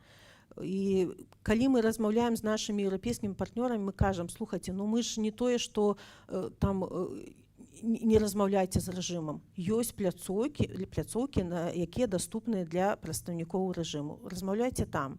Але не трэба там тэлефанаваць ці пасылаць, каб Сікорскі паехаў, напрыклад, бо гэта тое, чаго хоча Лукашенко, каб перад ім прагнуліся. А еўрапейскія краіны моцныя, чаму яны павінны гэта рабіць. Дзеля вызвалення людзей пэўныя крокі можна зрабіць, канешне, але калі будзе гарантыя, што гэтыя крокі будуць зроблены. Немагчыма ў пустату выдаць усе карты, а Лукашенко не. Ну, прабачце, давайте, а мне яшчэ гэта патрэбна, і гэта патрэбна. А не, я яшчэ 1000 возьму, у вас ёсць што-небудзь, ёсць яшчэ там, якія прывілеі для мяне. Ну, не працуе так у палітыцы. Давайте не будзем наіўнымі. Таму яшчэ раз паўтару, амерыканскі трэк за вызваленне людзей працягваем. Вось Дзеніс Кучынскі быў у Вашынгтоне, мы камунікуем з Крысам Смітам на пастаяннай аснове, гэта працягваецца. Еўрапейская изоляцыя, палітыка непрызнання, хай яна будзе на месцы, бо у нас мэты нашмат вялікія і шырокія. Дзякуй. Дзякуй вялікі. І наступнае пытанне ад фракцыі «Еўрапейскі выбар», і на гэтым першы раунд пытанняў будзе скончаны і будзе аб'яўлены перапынак. Дзякуй. Спадарня прэзідэнтка, у 2024 годзе Міжнародная камісія Координацыйнай рады пад кіраўніцтвам Александры Мамаевай рыхтавала дакумент для вашага офіса і для аб'яднанага пераходнага кабінета пад назвай «Кароткатэрміновыя прыярытэтныя задачы знешнепалітычнай дзейнасці дэмакратычных сіл Беларусі», у якім мы разам з Александром Клачко пры падтрымцы прадстаўніцы па сацыяльнай палітыцы Ольгі Зазулінскай унеслі наступны пункт. Пункт 2.4. Абарона правоў былых добраахвотнікаў і ветэранаў, прыцягненне ўвагі на міжнародным узроўні для пытання адвакацыі правоў былых добраахвотнікаў, ветэранаў і іх сем'яў як да мэтавай прыярытэтнай групы. І само пытанне, як часта вы агучваеце гэтыя пункты дакументаў пры міжнародных сустрэчах і як увогуле міжнародныя партнеры ставяцца да такой пастаноўкі пытання, бо мы разумеем, што тэма ваяроў беларускіх, она амаль табуіравана сярод міжнародных партнераў, яны не вельмі актыўна размаўляюць на гэту тэму. Дзякуй. Ну, перш за ўсё, канешне, мы ставім пытанне Украіны, украінскай барацьбы супраць расійскай агрэсіі, і ўсе разумеюць кантэкст, што без вольнай Украіны не будзе вольнай Беларусі, і таму тое, што гэта адна з прыярытэтных задач для нас, гэта зразумела. Мы заўжды падкрэсліваем, што у украінскай арміі ваююць і беларускія военныя, захішаюць не толькі Украіну, але і Беларусь, і гэтым пытаннем трэба займацца, бо абмежаваныя ў правах, ёсць легалізацыйнае пытанне. Але я хочу азначыць, што той факт, што нашы добраахвотнікі зараз на перадавой і дапамагаюць украінцам у гэтай барацьбе, гэта дало нам вельмі высокае маральнае преимущество, перавагу, калі пачалася вайна, і нашы рэйкавыя партызаны, і людзі, якія выходзілі на вуліцы пасля пачатку вайны. Гэта дало нам вось гэту пачатковую кропку тлумачыць украінцам, што беларусцы не раўно рэжым. І, канешне, гэта наш маральны абавязак адстойваць правы добраахвотнікаў, увогуле беларусаў ва ўкраіне. Мы гэта пытанне ставім. ну, гэта пытанне не табу у перамовах з нашымі партнёрамі, але яно, канешне, не вельмі знаходзіць водгук, таму што людзям здаецца, што гэта украінская армія, там добраахвотнікі, і гэта задача украінскай арміі дбаць пра добраахвотнікаў і тлумачыць, што пасля таго, як добраахвотнікі, напрыклад, ужо стануцца ветэранамі, ніхто пра іх не клапоціцца, гэта наша задача, і нам трэба там дадатковыя інструменты, каб пра гэта думаць. І тое, што вось былі закіды, ну не закіды, захады такія, каб арганізаваць нейкія вучэнні для беларусаў, якія могуць быць патэнцыяльна добраахвотнікамі, таксама не знаходзіць вялікай падтрымкі, бо гэта арганізацыя там ваенных структур на тэрыторыі іншых дзяржаў. То бок цяжка прасоўваць гэта пытанне, але мы гэта робім, тлумачачы вялікую ролю добраахвотнікаў, увогуле беларускага ваеннага руху для перамогі Украіны і ў будучыні Беларусі. Таму у нас увогуле не просты шлях. Некаторыя пытанні ўвогуле цяжка даюцца, але ж гэта не значыць, што трэба пра іх забывацца і іх не прасоўваць. Дзякуй вялікі. І першая сесія пытанняў адказаў падыходзіць к канцу. Аб'яўляю перапынак на 15 хвілін, 12:10, пачатак наступнай сесіі пытанняў.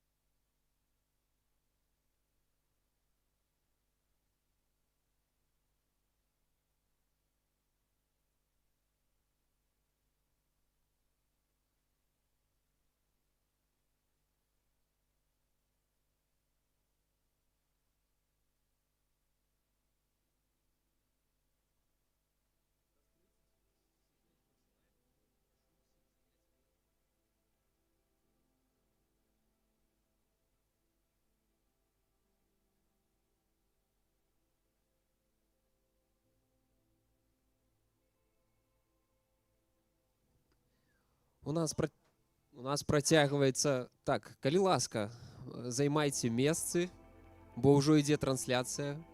Ось таксама калі ёсць магчымасць паклічыць астатніх.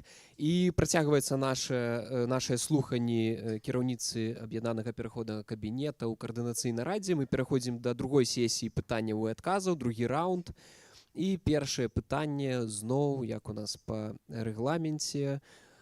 Вадзім Пракоп'еў, калі ласка.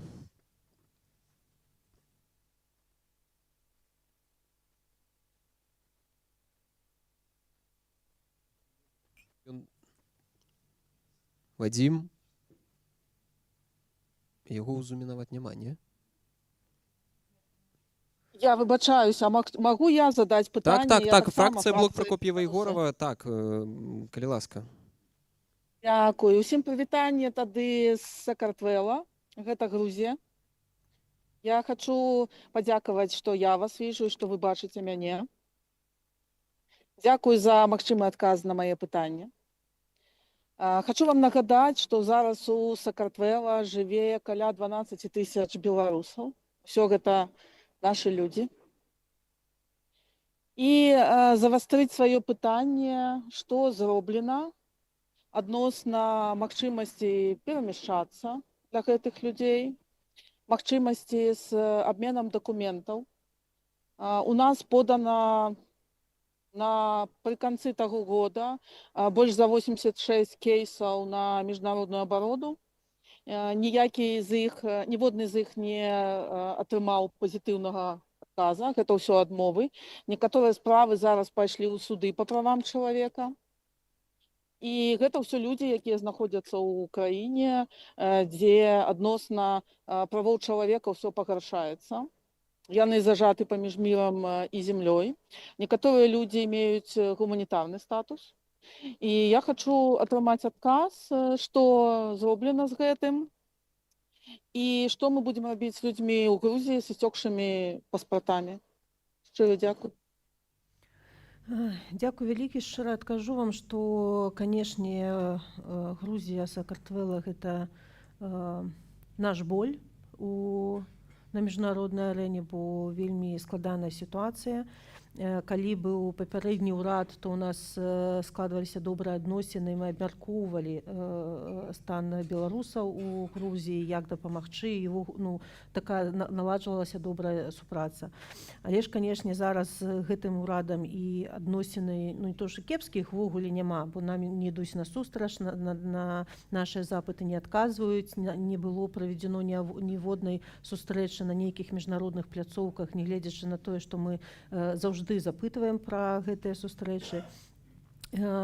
Часам, калі ёсць крытычныя пытанні, пагрозы, напрыклад, дэпартацыі з Грузіі, то мы можам такія пытанні вырашаць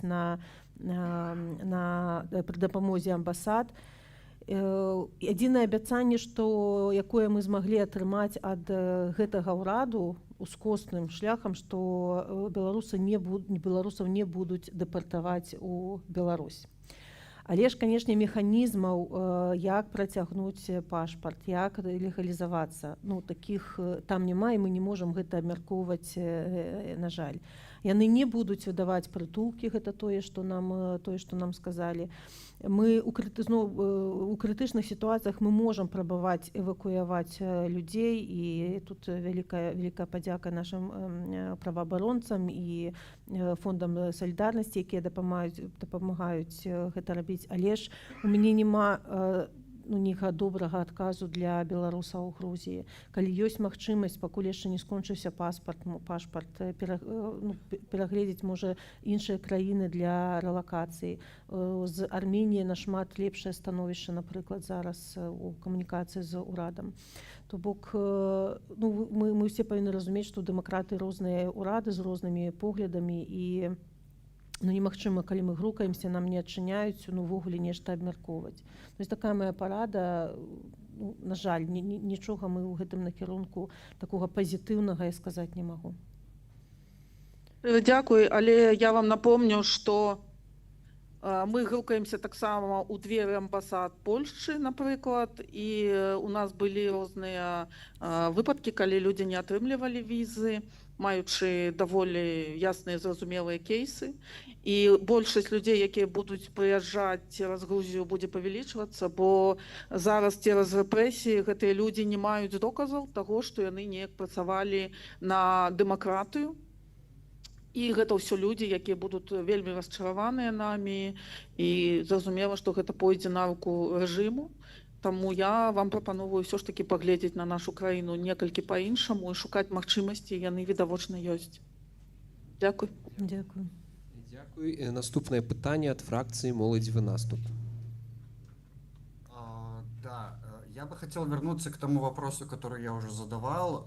Светлана Георгиевна, вы отказались на него отвечать с учетом того, что постановка моего вопроса была неверной. Вы не говорили о том, что вы выступаете за вступление Беларуси в НАТО. Я нашел конкретную вашу цитату, хотел бы по ней пройтись. Пожалуйста. Это цитата на сайд-ивенте в рамках саммита НАТО в Вильнюсе. Мы хотим, чтобы наши западные партнеры четко заявили: будут международные гарантии независимости Беларуси, ее безъядерного статуса, ее будущей интеграции в европейские трансатлантические структуры. Трансатлантические структуры. Хорошо, если это не НАТО, что конкретно имели вы в виду? И опять же, возвращаясь к моему вопросу, почему вы адвокатируете за это и выступаете с учетом того, что по результатам опросов большинство белорусов не хотело бы интеграции в европейские и трансатлантические структуры? Спасибо. Я помню, что вы вначале говорили, что мы, конечно, мы учитываем эти соцопросы, понимая, что не может быть достоверного результата соцопросов, потому что люди запуганы давать ответы, которые не совпадают с мнением режима. Для того, чтобы узнать у белорусов, в какие трансатлантические либо межгосударственные альянсы, структуры они хотят вступать, нужно спросить об этом белорусов. Европейский выбор, да, то, что Беларусь по праву принадлежит европейской семье, то, что белорусы хотели бы пользоваться всеми благами европейской цивилизации, быть свободными людьми, так как в Европе, я думаю, что это очевидно. Как бы белорусы ни отвечали в условиях репрессий, я думаю, что ментально мы, конечно, уже, тем более новое поколение уже в Европе. Я думаю, что у людей наконец-то есть визия, что такое возможно. Людям никто никогда не задавал вопрос о выборе, всегда нас толкали в сторону России. Сейчас, когда белорусам становится очевидно, что участие быть членом Евросоюза, либо хотя бы быть в европейской семье стран, это возможная, в принципе, перспектива, да, и наши все представители, и организации, наши эксперты объясняют, в чем была бы выгода для Беларуси от более шильной коммуникации и координации, и интеграции в европейские страны, то, конечно, люди это переосмысливают и понимают тут выгоды как для страны, так и для общества. Что касается разных альянсов, людям надо, во-первых, объяснять, что это такое и для чего эти альянсы служат, потому что все 30 лет НАТО — это угроза, НАТО — это ядерка, НАТО — это какой-то страшный зверь, который, не дай бог, приблизится. И белорусам нужно объяснить для начала, что такое НАТО, и тогда дать выбор белорусам, готовы, нужно нам это, не нужно, в каких условиях это надо. Вот. Но я считаю, что все структуры, цель которых направлена на сохранение независимости, на обеспечение безопасности своих стран-партнеров, они являются выгодными для Беларуси в условиях, когда есть страны, которые угрожают нашему суверенитету и территориальной целостности. Хорошо, тогда очень быстрый вопрос дополняющий. Есть ли у вас программа действий по вот этому объяснению, и как вы планируете конкретно это делать, работая на людей в Беларуси? Потому что я могу глубоко ошибаться, но, по крайней мере, в данный момент по публичным каналам я бы не сказал, что эта работа ведется целенаправленно, если говорить об офисе Светланы Тихановской. Спасибо. Потому что участие Беларуси в трансатлантических альянсах не стоит у нас как приоритетная задача. У нас есть ряд других задач, выполнение которых нам нужно как можно быстрее. Это освобождение политзаключенных, это остановка репрессий, это усиление субъектности белорусского народа, белорусских демократических структур, поддержка национальной идентичности, поддержка нашей культуры. То есть это какое-то направление, которое не надо прям офису отрабатывать. У нас недостаточно человеческих ресурсов на это, хотя бы тут основные задачи выполнять. Но те эксперты, те политики, те публичные спикеры, которые интересуются этим вопросом, они могут проводить какую-то информационную деятельность, кампанию для того, чтобы объяснять белорусам вообще о европейских структурах, о международных структурах, для того, чтобы была как-то literacy по-русски. Да, была грамотность среди белорусов, что вообще есть эти структуры. Но это не является приоритетом сейчас в деятельности ни Объединенного переходного кабинета, ни офиса. Вот, может быть, в Координационном совете есть такая инициатива, и у вас есть доступность. Все медиа в доступе, есть все блогеры, медиаплощадки для того, чтобы продвигать эти объяснения, если вам это интересно. Спасибо. Дякую вялікі. І наступнае пытанне ад фракцыі «Наша справа». Так, вось у мяне ў працяг пытання. Светлана Георгиевна, скажите, калі ласка, вось не толькі пытанне ўступлення ў НАТО, але вось пытанне синхронизации санкций з Россией, что вельмі важно для беларусаў, адбіваецца на іх жыцці. Там іншае важнае пытанне міжнароднае. Ці не лічыце вы неабходным вярнуць беларусам права ўплываць на тое, як фармулюецца гэта пытанне. Вось мы уже чулі, што нават як мінімум 30% сябраў Координацыйнай рады не могуць ніяк паўплываць на вашу повестку міжнародную. А у нас была добрая практыка. Платформа «Голас», галасаванне, вось 26 верасня 2020 года. Наконт Координацыйнай рады пытанні былі.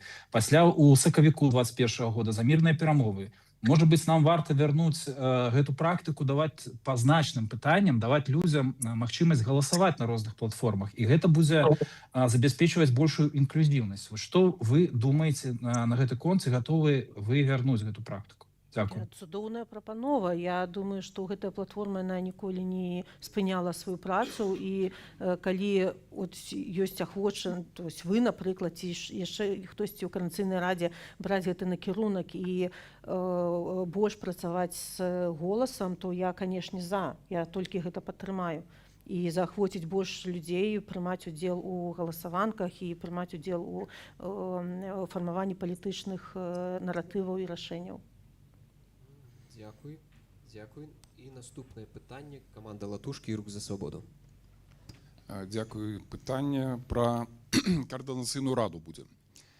Я не хотел бы паўтараць тыя тэзы, які агучыў не так давно мой калега про наяўнасць там большасці ці меншасці, абездоленасць меншасці, якая, як правіла, мае сваіх прадстаўнікоў і в гэтых дэлегацыях пры міжнародных парламенцкіх інстытутах і кіраўнікоў камісій. Но это наше унутранае пытанне. Можа быць, у сённяшняй аўтарытарнай Беларусі кіраўнік дзяржавы ці кіраўнік выканаўчай улады мае сабе магчымасць дазволіць умешвацца ў справы парламента, но насамрэч мы будуем іншую трошкі краіну. Я бы хотел запытаць пра ўзаемадзеянне ваша з Координацыйнай радай як з інстытуцыяй.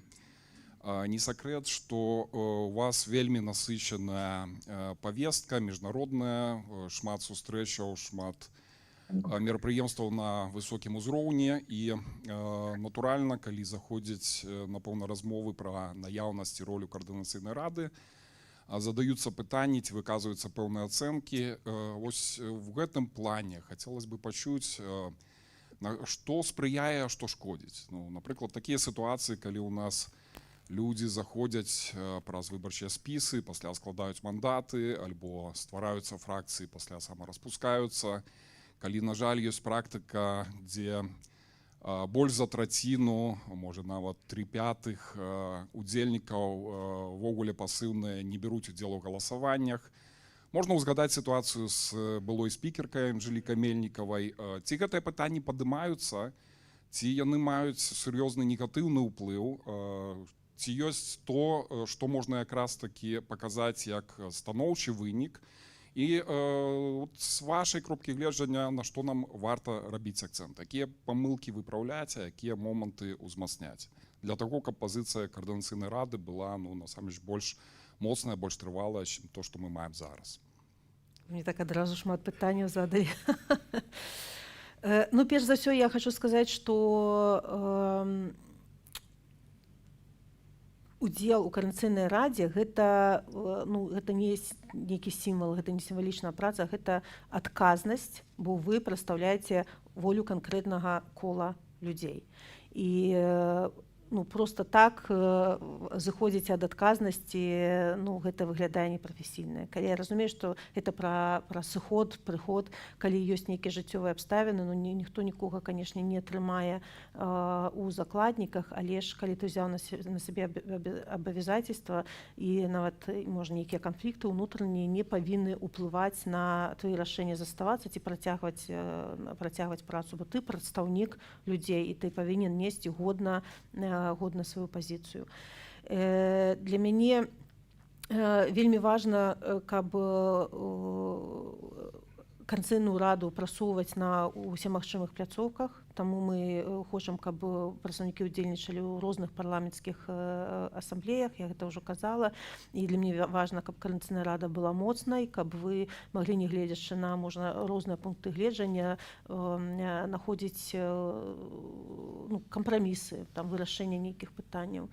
І таму я насамрэч не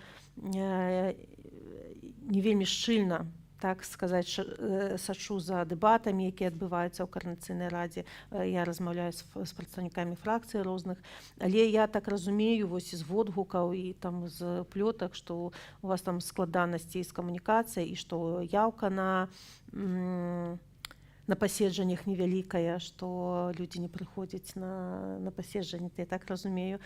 Хацелася б, каб людзі больш уцягваліся ў працу і працавалі ў Каардынацыйнай радзе не толькі з лозунгамі, але прапаноўвалі нейкія практычную працу, бо тых, хто гаворыць шмат, а калі трэба ручкамі рабіць, то ніхто не хоча. І таму хочацца і больш шчыльнай супрацы з вамі, хочацца больш прапаноў ад вас, хочацца.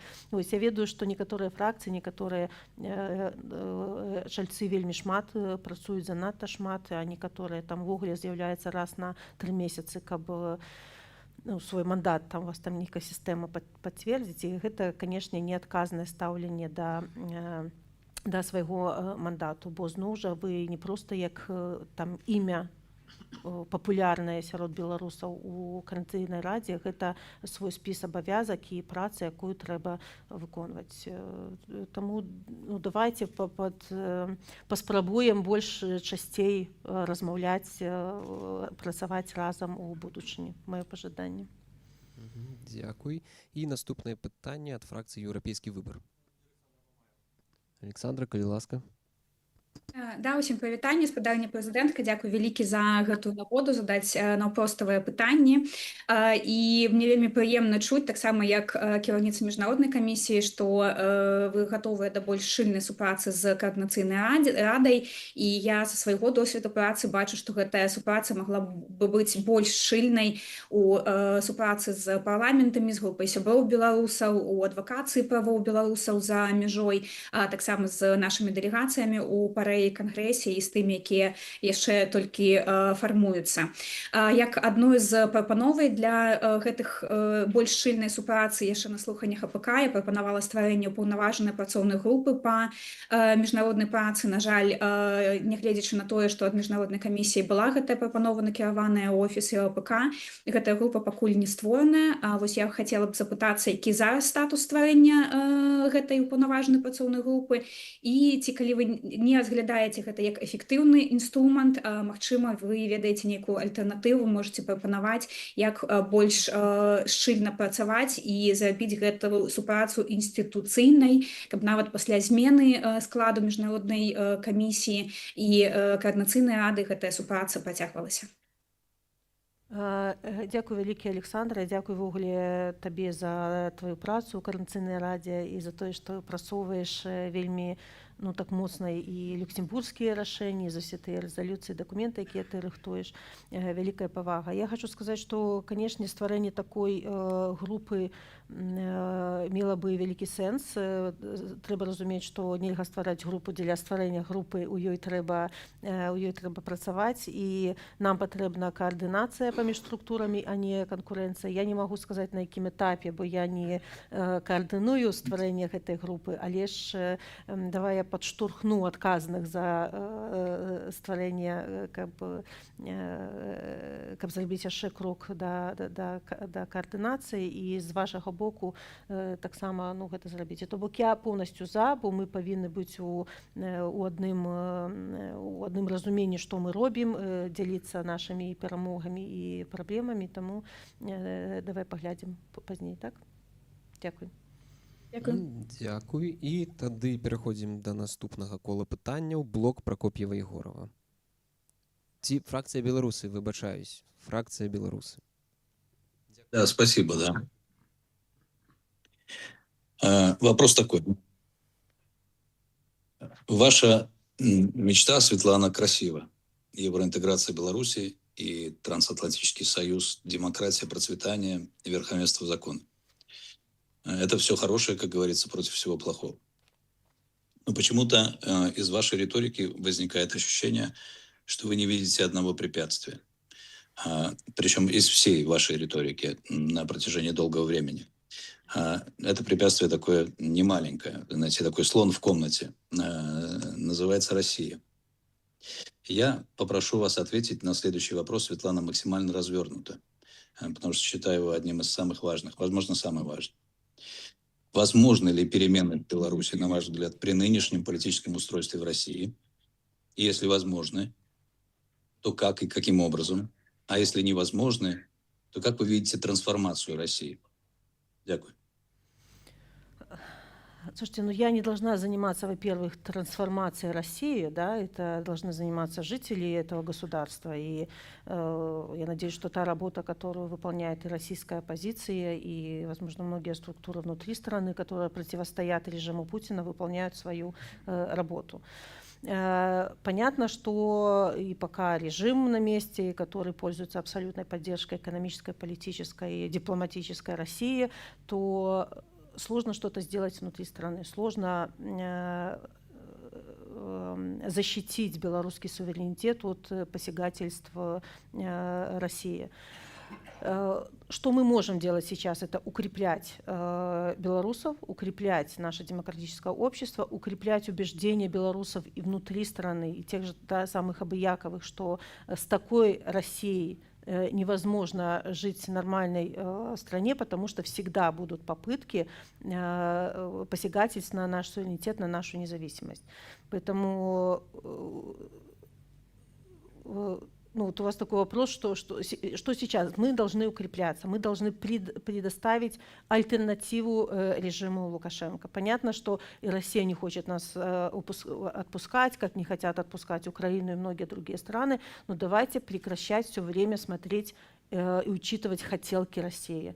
Да, это сложно, да, тяжело избавиться от их претензий на белорусов. Но мы либо с этим соглашаемся и ничего не делаем, либо мы сами укрепляемся в наших убеждениях, что нам такое добрососедство точно не надо. И искать тех союзников, для которых суверенитет Беларуси не просто слова, для которых гражданские права — это не просто фраза.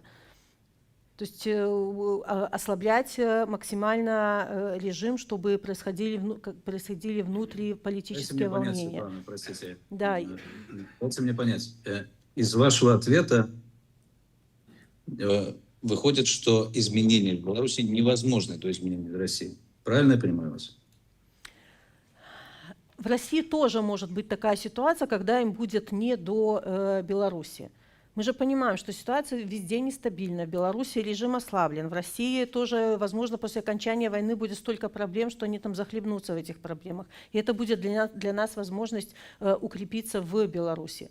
какие-то начать процессы. Наши зарубежные партнеры, они тоже работают. Наши американские партнеры продвигают идею круглого стола, продвигают остановку репрессий. То есть это не многие уходите, пожалуйста, в течения. круглый стол, если можно. Я сейчас говорю, Все-таки Вадим. попробуйте ответить на вопрос. Возможно ли изменение в Беларуси до изменения в России? Похоже, что нет. А как вы видите изменения в России тогда? Да не Это должна должно я быть военное видеть поражение. изменения в Это России, должно- Вадим. Я не эксперт по России. Зачем мне этот вопрос Но задаете? это имеет прямое отношение к Беларуси. Это ваше мнение. Изменения Вам- в Украине имеют прямое отношение к Беларуси. Изменение политики США имеет прямое отношение к Беларуси. Изменения в политике Смотрите, Китая имеют смотрите, ваш- прямое мы отношение приняли, к мы, Беларуси. Ваш мы Дорадца приняли позавчера. позицию, мы приняли Ваш Дорадца позицию позавчера двух сторон. говорит, Мы задача приняли позицию, режима Вадим, показать, что Вадим, Россия будет Вадим, навсегда. Вадим, я прошу, Да-да. прошу на правах модератора, спикера, мы несколько уточняющих вопросов получили, перейти к следующей фракции для задавания вопроса, потому что мы уйдем в Я не дискуссию, понимаю вас. и эта дискуссия, Это и есть вопрос. и эта дискуссия, мы услышали вашу позицию и услышали позицию руководительницы Вы как ОПК. раз не дослушали мою позицию, и Светлана ушла в 30 сторону. секунд, Может быть, мы 30 все-таки секунд у про вас Россию есть заговорим? комментарий. Извините? 30 секунд у вас есть комментарий по регламенту, если вас ответ не удовлетворил. Вечерка, ваш Дорадца, говорит позавчера. Задача режима показать, что Россия будет навсегда. Но Россия не будет навсегда. Из этого я делаю вывод, Светлана, что ваша стратегия все-таки на после изменений в России. Но я вас попрошу обязательно все-таки объяснить на этих слушаниях, как же вы видите объяснение изменения в России? Она проигрывает в войне, там меняется структура общества, там случается революция, там приходит новый Горбачев. На мой взгляд, это один из самых основных, если не самый важный вопрос всех этих слушаний. Спасибо. Следующий Давайте вопрос. я назову биологические причины. Давайте сделаем так, чтобы... Следующий вопрос, фракция «Молодь-90». Окей. Да, спасибо, Светлана Георгиевна. Немножко хочу вернуться к событиям 2020 года. Если мне не изменяет память, вы изначально говорили, что после уже выборов не планируете заниматься политикой, но потом свое мнение поменяли. Я бы хотел узнать у вас, спросить, когда вы приехали в Литву, кто вас встречал с литовской стороны, отвечал за ваш, условно говоря, accommodation в широком смысле, за адаптацию и так далее, и кто выступал на первых порах вашим консультантом, если выступал? Спасибо. Ой, как вы далеко заглянули, вспомнить бы. Что вы имеете в виду, кто меня встречал? На политическом уровне или человек, которого я первого увидела в Литве? Что вы имеете в виду? Скорее, да, на политико-организационном я это имею в виду. То есть кто-то же помогал вам с адаптацией, с пониманием дальнейших шагов, что делать, как... Хорошо, давайте отвечу быстро. Значит, достаточно быстро после моего выезда из Беларуси ко мне присоединились участники команды Светланы Тихановской, которая была со мной на этапе предвыборном. Это и мой пресс-секретарь, и Александр Добровольский, и потом подключилась медиакоманда, это тоже белорусы. Ну, то есть это все очень быстро происходило, и нам на первое время офис, который нам был предоставлен на безвозмездной основе одним бизнесменом литовским, у которого душа болела за Беларусь. На политическом уровне у меня были встречи с премьер-министром, со спикером, и дальше начали завязываться отношения. Много консультировали меня еще изнутри Беларуси, люди, которые там оставались. Ну, то есть это такой был процесс. Я не могу сказать, что был кто-то, человек или организация, ответственная за мою, скажем, как вы сказали, адаптацию в Литве. То есть был ли кто-то конкретно с литовской стороны, кто выступал бы каким-то посредником между вами, литовской стороной, литовскими политиками, и кто-то, кто бы консультировал, либо, может быть, раздавал какие-то настойчивые рекомендации? Настойчивых рекомендаций не раздавали. Были люди, которые являлись связующим, возможно, звеном больше координационного характера, чем политического. Политически никто никогда ни на что не давил, и была у нас полная свобода работы. Ну, такие, да, люди были, и я не понимаю, зачем их имена. Спасибо. Следующий вопрос. Фракция «Наша справа». Да, добрый день еще раз. Я хотел задать наступне питання, Світлана. Ось якую роль ви бачите координаційної ради у структурі демократичних сил? Коли гэта незалежны прадстаўнічы орган з палітычным мандатам, а не фактычна ўбудаваны ў выканаўчую структуру вашего офіса кабінета, ці лічыце вы нармальнай практыку, калі сябры координаційнай рады могуць сумяшчаць пасады ў вашым офісе альбо ў кабінеце, который вы прызначаеце, альбо офісе, который вы узначаляеце. Такім чынам узнікае канфлікт інтарэсаў. І такім чынам мы атрымліваецца, што будуем. Таксама сваю вертыкаль кажам пра альтэрнатыву. Ці падтрымліваеце вы гэту ідэю пра тое, што трэба спыніць гэту практыку і забараніць вось гэтыя пасады займаць? Дзякуй. Ну, наколькі я... Цішыня ў зале. Цішэй у зале. Наколькі я разумею, што ў міравых практыках ёсць такія структуры, дзе ў парламенце і ў выканаўчых структурах можа заседаць адзін і той жа чалавек. То бок гэта мы не робім у беларускіх дэмструктурах нешта выключна. Такія практыкі ёсць, так, яны можа не такія, як у Беларусі ці Расіі там ці іншых краінах, але такое магчыма. І я не бачу, чаму калі чалавек можа працаваць і ў кабінеце, і ў офісе, і ў координацыйнай радзе адначасова, у яго ёсць дастатковая энергія чалавечага рэсурса гэта рабіць, то калі ласка, вы ведаеце, што ў нас дастаткова вялікія праблемы з людзьмі, бо гэта рызыкі, гэта самаахвараванне сваё, і таму што я вельмі удзячная тым, хто раздзяляе гэтую працу, бо калі чалавек кампетэнтны, прафесійны і ёсць магчымасць быць паўсюль, то гэта заслуга чалавека, канешне. Я не буду ніколі супраць гэтага выступаць. Дзякуй. Наступне... Можна каментар згодна з рэгламентам? 30 секунд, так. Ну, дзякуй вялікі. Вельмі шкада, Святлана, тому што, вось глядзіце, па выніках координацыйнай рады як бы павінна у тым ліку справаздачу з вас браць. І атрымліваецца канфлікт інтарэсаў. Калі там десяткі людзей працуюць в офісе альбо сумяшчаюць альбо ў кабінеце, з'яўляюцца дарадцамі, яны ж не могуць сваёй начальніцы даваць, апанировать. Это просто конфликт интересов. Вельмі шкада, что у вас такая позиция. А можно я задам питание? Вы же, великий Виталий, не отключайтеся, эксперт у палітыцы. Что робяць краіны, у якіх такая ж самая структура? Калі чалавекі ў парламенце і ў міністэрстве, як гэта адбываецца?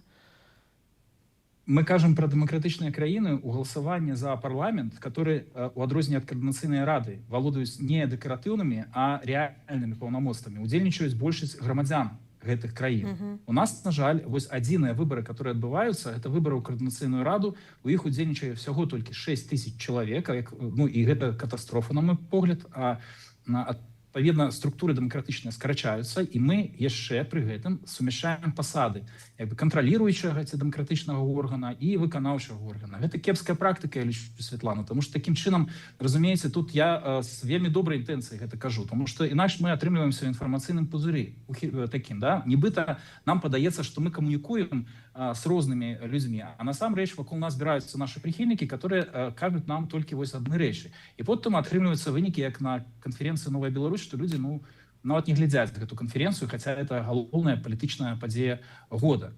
Вось пра што я кажу. Я думаю, што ў сітуацыі дэмакратычных сіл Беларусі гэта практыка шкодная. Дзякуй. Наступнае пытанне. Каманда Латушкі, Рух за свабоду. Дзякуй вялікі. Я разумею хваляванне Віталя Рамашэўскага, таму што адзін з найбольш важных і актыўных чальцоў яго фракцыі працуе дарадцам у офісе Святланы Ціхановскай. Напэўна, перад імі стаіць пытанне, ці адклікаць з офіса, ці выключаць з фракцыі, таму ўсё ж такі важна знайсці адказ на гэта пытанне. Але я пра іншае, зноў пра координацыйную раду як інстытуцыю і ўзаемадзеянне. Ёсць пэўны прагрэс. Трэба прызнаць, што якраз такі падчас гэтага склікання ў нас атрымалася сфармаваць дэлегацыі ў парламенцкай асамблеі Савета Европы, таксама пры кангрэсе рэгіянальных і мясцовых уладаў Савета Европы, шмат у чым дзякуючы намаганням і офіса, і аб'яднанага пераходнага кабінета, іх папярэдняй камунікацыі, міжнародных сустрэчаў, ну, дзейнасці папярэдніх складаў каардынацыйнай рады таксама, таму што праца ў гэтым накірунку велась. Но яшчэ шмат што можна зрабіць. І ёсць такія пляцоўкі, як парламенцкая асамблея АБСЕ, Nordic Council, ёсць таксама, ну, напэўна, парламенцкая асамблея НАТО, з якой ёсць камунікацыя ў офіса, Евронест, ізноў-такі, дзе на парламенцкім узроўні адбываецца супрацоўніцтва. І ў гэтай сітуацыі пытанне, як вы лічыце, ці каардынацыйная рада мае права на тое, каб дэлегацыя менавіта людзей, абраных ад каардынацыйнай рады, вернее, дэлегацыі складаліся менавіта з людзей, абраных каардынацыйнай рады, дэлегатаў каардынацыйнай рады, сяброў каардынацыйнай рады, ці яна павінна дзяліць месцы ў гэтых дэлегацыях з нейкімі іншымі інстытуцыямі, выканаўчымі альбо з палітычнымі партыямі, якія не бяруць удзел у выбарах. То есть, які ваш падыход? І другая частка этого пытання, тут таксама велізарная колькасць пляцовак на міжпарламенцкім вымярэнні. Ізноў, дзякуючы ініцыятыве прадстаўніка вашага офіса, былі створаны групы ў падтрымку дэмакратычнай Беларусі, у шэрагу парламентаў, там больш за 20, напэўна, на сённяшні дзень дакладную лічбу не скажу. Якія канкрэтныя крокі вы гатовыя прадпрыняць у падтрымку таго, каб каардынацыйная рада навязала інстытуцыйнае супрацоўніцтва з гэтымі парламенцкімі групамі? Таму што час ідзе, ну, на жаль, пытанне шмат чым не вырашаецца. Ну, дзякую вялікі. Я увогуле за свайго боку заўжды працоўваю магчымасць удзелу чальцоў каардынацыйнай рады ў парламенцкіх асамблеях розных структур. Мы павінны разумець, што гэта ну, такая практыка больш ну, выключная, бо ну, ніколі такога не было, каб прадстаўнікі дэмакратычнага руху працавалі ў дзяржаўных структурах, але ж мы гэтага дамагліся і ёсць над чым працаваць. І, канешне, я тут буду вельмі актыўная, але, канешне, тут і праца самой каардынацыйнай рады вельмі важная, каб вы на розных пляцоўках сустракаліся, знаходзілі, якія людзі прадстаўляюць гэту пляцоўку, як можна камунікаваць, там лісты дасылаць, все што загодна, просто быць актыўнымі, каб гэта было заўважна, што не толькі прыязджаць Хановская кажа, на вось у нас есть КР, давайте дэлегацыю адправім, але і каб вы паказвалі сваю магчымасць дамаўляцца, сваю магчымасць працаваць з гэтымі структурамі. Што тычыцца другое пытанне было якое? Міжпарламенцкія. Гэта таксама вельмі ўдзячная Анатолію Альбецька, які прасоўвае гэтую працу, і, канешне, мы дасягнулі ну, неймаверных шырот, 24 краіны. Уже, спадзяюся, можна назваць справаздачыцца, што ў нас там, напрыклад, па Аўстраліі таксама там гэтую ідэю закідвалі. І, канешне, так як гэта праца міжпарламенцкая, то вы, як прадстаўнікі протапарламента, павінны браць удзел у гэтай працы. Калі у нас адбываюцца міжпарламенцкія сустрэчы, напрыклад, наступная будзе ў Лондане, я ўпэўненая, што прадстаўнікі каардынацыйнай рады павінны там прысутнічаць, яны і прысутнічалі на папярэдніх. Я думаю, тут трэба лепш скаардынавацца, ну, больш каардынавана працаваць з Анатоліем, бо ён з боку офіса адказвае за гэты накірунак, і тут ужо ў вашай уладзе з ім супрацоўнічаць. Я ўвогуле для мяне, канешне, за, бо праца ў межах парламента займае вялікую частку і майго часу, і, канешне, калі б гэта ўсё было дэлегавана чальцам каардынацыйнай рады, я была б толькі за. Бо ну, мы ведаем, што ўвогуле парламенты граюць вялікую ролю ў дэмакратычных структурах, яны часам самы асноўны рухавік рашэнняў, якія прынятыя па Беларусі, па нашаму руху, па нашаму супрацоўніцтву. Дзякую. І наступнае пытанне, еўрапейскі выбар. Гаспадарня прэзідэнтка, зараз шмат гучыць з розных бакоў о магчымасці вашага візіта ва ўкраіну. Наступнае пытанне, Ці плануеце вы сустракацца з беларускімі добраахвотнікамі, з сем'ямі загінулых герояў і ўвогуле з прадстаўнікамі беларускай дыаспары ва ўкраіне, пачуць ад іх у тым ліку і неудобныя пытанні і пачуць іх боль, бо ва ўкраіне таксама у беларусаў ёсць шмат праблем. Дзякуй. Дзякуй. Канешне, калі адбудзецца гэты візіт, я хацела, каб ён маў вельмі шырокі сэнс, каб гэта былі не толькі палітычныя сустрэчы, але зразумела сустрэчы з беларускай дыяспарай і з добраахвотнікамі, ушанаваць памяць загінулых. То бок мы зараз, я ўжо казала, што мы учора сустракаліся з прадстаўнікамі добраахвотнікаў і дэлегатаў і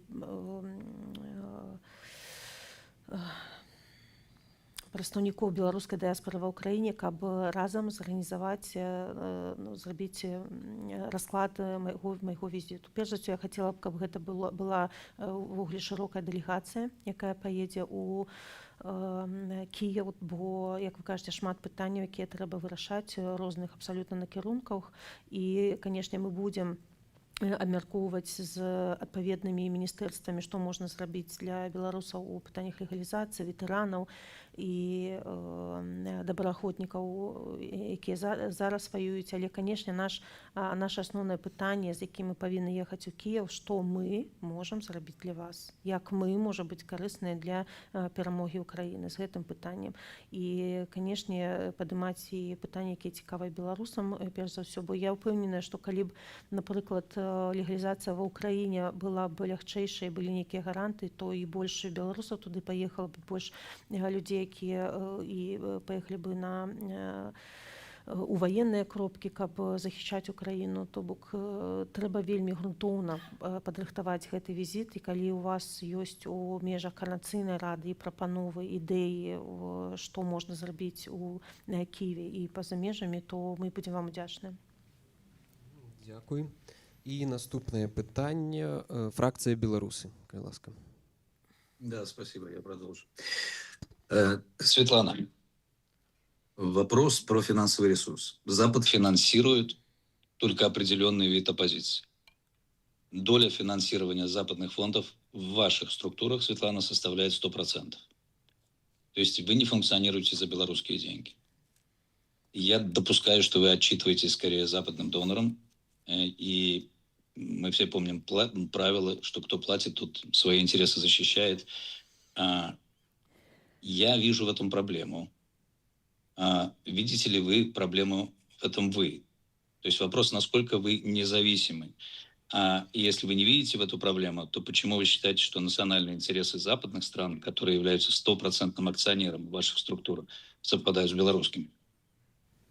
Ну, я бы вас исправила бы, наверное, потому что работа офиса не обеспечивается только европейскими донорами, потому что моя одна из таких глобальных задач – это обеспечить, ну, или сделать все возможное, чтобы наше белорусское гражданское общество, инициативы и медиа, правозащитники прежде всего были обеспечены ресурсами для работы. Всегда, когда я говорю о политических структурах, меня за это укоряют, но я говорю в последнюю очередь по остаточному принципу.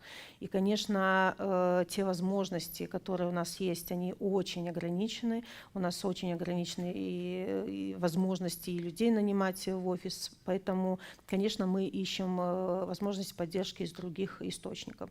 Я очень благодарю те организации, которые в прошлом году свои налоги, вот эти 1 там чем-то процент направили именно на работу офиса. Они нам очень были необходимы для выживания, и там достаточно, ну, такие хорошие суммы. То есть я благодарю тех, кто видит пользу в работе. И Светлана, я хочу вас вернуть немножко в Я отказываюсь суть отвечать вопроса. на вопросы, когда меня... Я отвечаю так, как считаю нужным. Это нормально Вадим, для слушания. вас Поверьте, никогда это никто просто не культура такая перебивает. слушания. Спасибо, следующий. Нет, как раз перебивают, и в Конгрессе перебивают, везде Ну, перебивают. Вадим, Ну, как хотите, Вадим, у да. вас, Вадим, по Дело регламенту за у вас модератором. есть вопрос, вы его задавайте. Мы понимаем, как в Конгрессе происходит, иногда вы задаете уточняющие Мы как вопросы, раз иногда про просто совещание задаете, с вами делали, перебиваете. Да. там вчера. Следующий вопрос с Поэтому молоді повод. в наступ.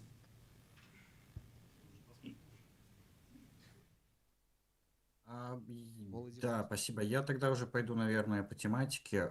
Светлана Георгиевна, хотелось бы уточнить, во-первых, кто принимает решения в офисе о кадровых решениях, в частности, о назначении руководителей отделов?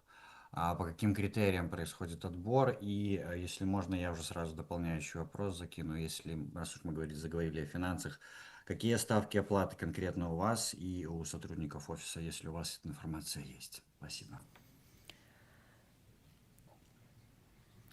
Кадровые решения принимаются на разных уровнях, в зависимости какого уровня работник. Либо это политическая работа, либо медиакоманда, либо это технический работник. Но это по-разному.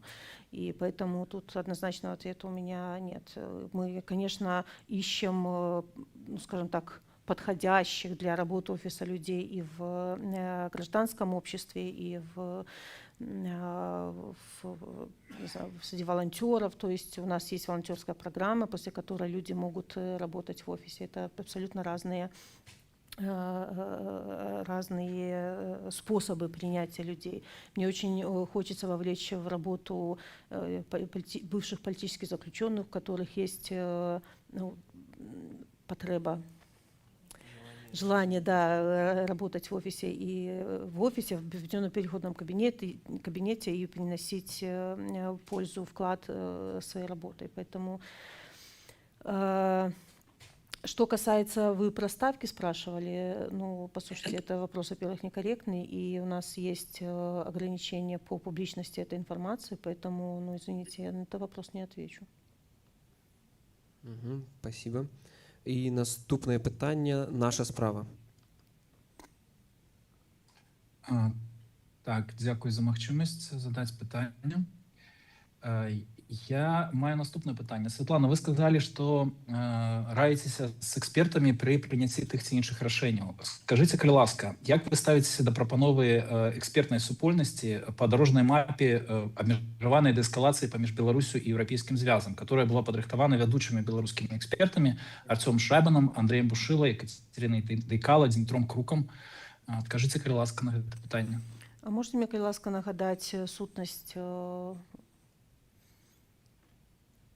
Гэта значыць, вы не ведаеце пра гэту дарожную мапу? Гэта дарожная мапа па дээскалацыі стасункаў паміж Беларусі і Еўрапейскім звязам. Там, дзе эксперты якраз прапанавалі, якім чынам можа быць арганізаваны дыялог паміж Еўрапейскім звязам і беларускім рэжымам з тым, каб паступова адбывалася дээскалацыя паміж Еўрапейскім звязам і Беларусю ў абмен на спыненне рэпрэсій, вызваленне палітвязняў і ўсё тое, пра што мы так дамагаемся. І гэта сур'ёзная экспертная праца. Я спадзяюся, што вы ведаеце, хто такі Арцём Шайбан, Дмітрий Крук. Скажыце, ці абмяркоўвалі вы ў офісе наогул гэтую прапанову і ініцыятыву? Таму што яна шырока прэзентавалася ў Еўрапейскім звязе таксама і Еўрапейскай камісіі, і падрыхтавана была па падтрымцы фонда Конрада Адэнауэра. Ну, конечно, таких экспертаў я ведаю, і не трэба мне папракаць тым, што я чагосьці не заўважыла, дзе хто што прэзентаваў. Я ведаю, што вялікая праца была зроблена і была прэзентавана. У мяне 24 часы у сутках. Я ўпэўненая, што гэтыя напрацоўкі, гэты дакумент, ён быў узяты ў працу маёй стратэгічнай камандай, і калі можа у офісе гэта і абмяркоўвалася, калі нешта патрэбна мне давесці, то моя каманда мне давядзе. Можа, выпрацоўваюцца нейкія новыя стратэгічныя падыходы у сувязі з гэтым дакументам. То бок вы павінны разумець, што не ўсю працу я раблю самастойна. Для гэтага ёсць каманда, якая рыхтуе нейкія выжымкі з інтэрв'ю, ці выжымкі з нейкіх дакументаў, якія недзе абмяркоўваюцца ці разглядаюцца. То бок... Дякую. Светлана, я вас не папракаю. Першыя 30 секунд, Арцём, давайте не затыкаць рот тым, хто вам не падабаецца. 30 секунд, калі Дзякуй вялікі. Светлана, я не папракаў вас ні ў якім разе гэтым пытаннем, таму што я лічу вашу працу надзвычай важнай і вельмі, паверце, цаню, як уся наша фракцыя, ваш унёсак. Але пытанне ў тым, што калі мы кажам пра кансультацыі, прадстаўленне шырокага грамадскага руху, пытанне было накіравана на тое, ці дастаткова мы робім для того, каб мець адваротную сувязь. Вось гэта вядучыя эксперты, гэтая прапанова, ну, я так разумею, што вот удакладняючае пытанне, што яны не ўваходзяць у кола тых экспертаў, з которымі вы кансультуецеся. А вы казалі пра тое, што калі вы прымаеце рашэнне, вы кансультуецеся з экспертамі. Вось, значит, регулярной камунікацыі з гэтымі людзьмі персанальна у вас няма, і вы не раецесь, наколькі я разумею, па ключавым пытанням, ну, напрыклад, там міжнароднай палітыцы з гэтымі людзьмі, правильно я разумею? У нас ёсць Ну, я бы прапанаваў включыць это. у офіса ёсць рэгулярная камунікацыя з экспертным колам. Я думаю, што яна штомесяцовая. Я так думаю, я, конечно, магу спытаць. Але гэта не, я не павінна прысутнічаць на кожнай парадзе з экспертамі, нарадзе з экспертамі. Вы павінны гэта разумець. Але ўсе прапановы прымаюцца ў працу стратэгічным аддзелам, які ёсць у маём офісе. І потым распрацоўваюцца нейкія новыя стратэгічныя дакументы. Дякую. Наступнае пытанне каманда Латушкі і рух за свабоду. Дякую за. Дякую вялікі. Тоже, каб закончыць свой цикл пытанняў пра координацыйную раду, хочу запытацца пра важную падзею, якая нас чакае ў траўні бягучага года. Это выбары, наступнае скліканне, і папярэднія адбылись трошки менш за 2 гады таму. У часе тых выбараў гучала крытыка у ваш бок, што вы не надавалі дастаткова увагі самой гэтай падзеі, не выступалі, ну, напэўна, так як чакалася ў СМІ у падтрымку удзелу беларусаў у гэтых выбарах. Ці нешта змянілася за гэты час, і якія канкрэтныя зараз дзеянні вы будзеце прадпрымаць у сувязі з маючымі адбыцца выбарамі? Дякую. Я памятаю, як перад апошнімі выбарамі, у якім, ну, крытычна цяжкім стане была Координацыйная рада. І я, конечно, хацела б, каб Координацыйная рада ўзмацнялася. І, можа, я не шмат увагі дадавала выбарам, бо можа, не было ўпэўненасці, што выбары ўвогуле адбудуцца. Ці вось інструмент, які тады выкарыстоўваўся для выбараў, ён будзе папулярны сярод беларусаў. То бок, такое было становішча Координацыйнай рады незразумела, ці выжыве, ці не выжыве. І, канешне, ну, для мяне было цяжка на гэта глядзець. І зараз я вельмі ўдзячная за тое, што вось гэты склад вельмі ўмацаваўся. У вас ёсць добра прапрацованы рэгламент супрацы, што розныя погляды сутыкаюцца, і у вас ёсць і спрэчкі, і дэбаты, і тое, што мы прасунулі чальцоў Координацыйнай рады ў розныя структуры. То бок, зараз гэта структура, якой можна, ну, у пэўным сэнсе ганарыцца. Да? І гэта наша была агульна зробленая праца. І таму, канешне, я буду прымаць вельмі актыўны удзел у адвакацыі, удзелу ў наступных выбарах у Координацыйную раду. І ўсё, што ад мяне залежыць, я зраблю. Я вельмі спадзяюся, што знойдзецца больш ахвотных і удзельнічаць, разумеючы, заўжды трымаючы ў галаве, што гэта вялікія рызыкі, і больш ахвотных галасаваць, бо гэтая платформа, на якой праходзіла галасаванне, паказала сваю эфектыўнасць. Нічога пасля гэтага не здарылася. Добра прапрацаваная платформа, і я таму спадзяюся, што не будзе больш такога думкі, што гэта рызыкі для людзей, і прымуць удзел большая колькасць.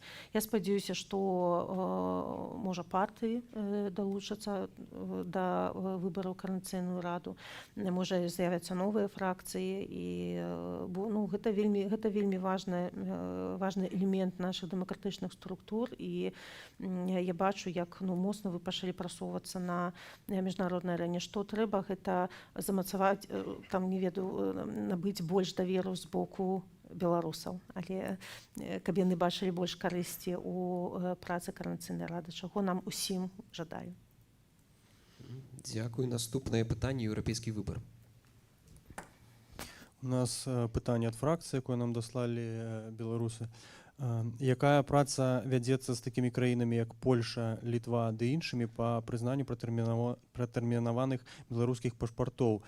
На прыкладзе Гішпаніі, ці можа быць тут адказам праект пашпарта Новай Беларусі? Это вот якраз тое пытанне, што хвалюе беларусаў, і вы у сваёй прамове краналі яго.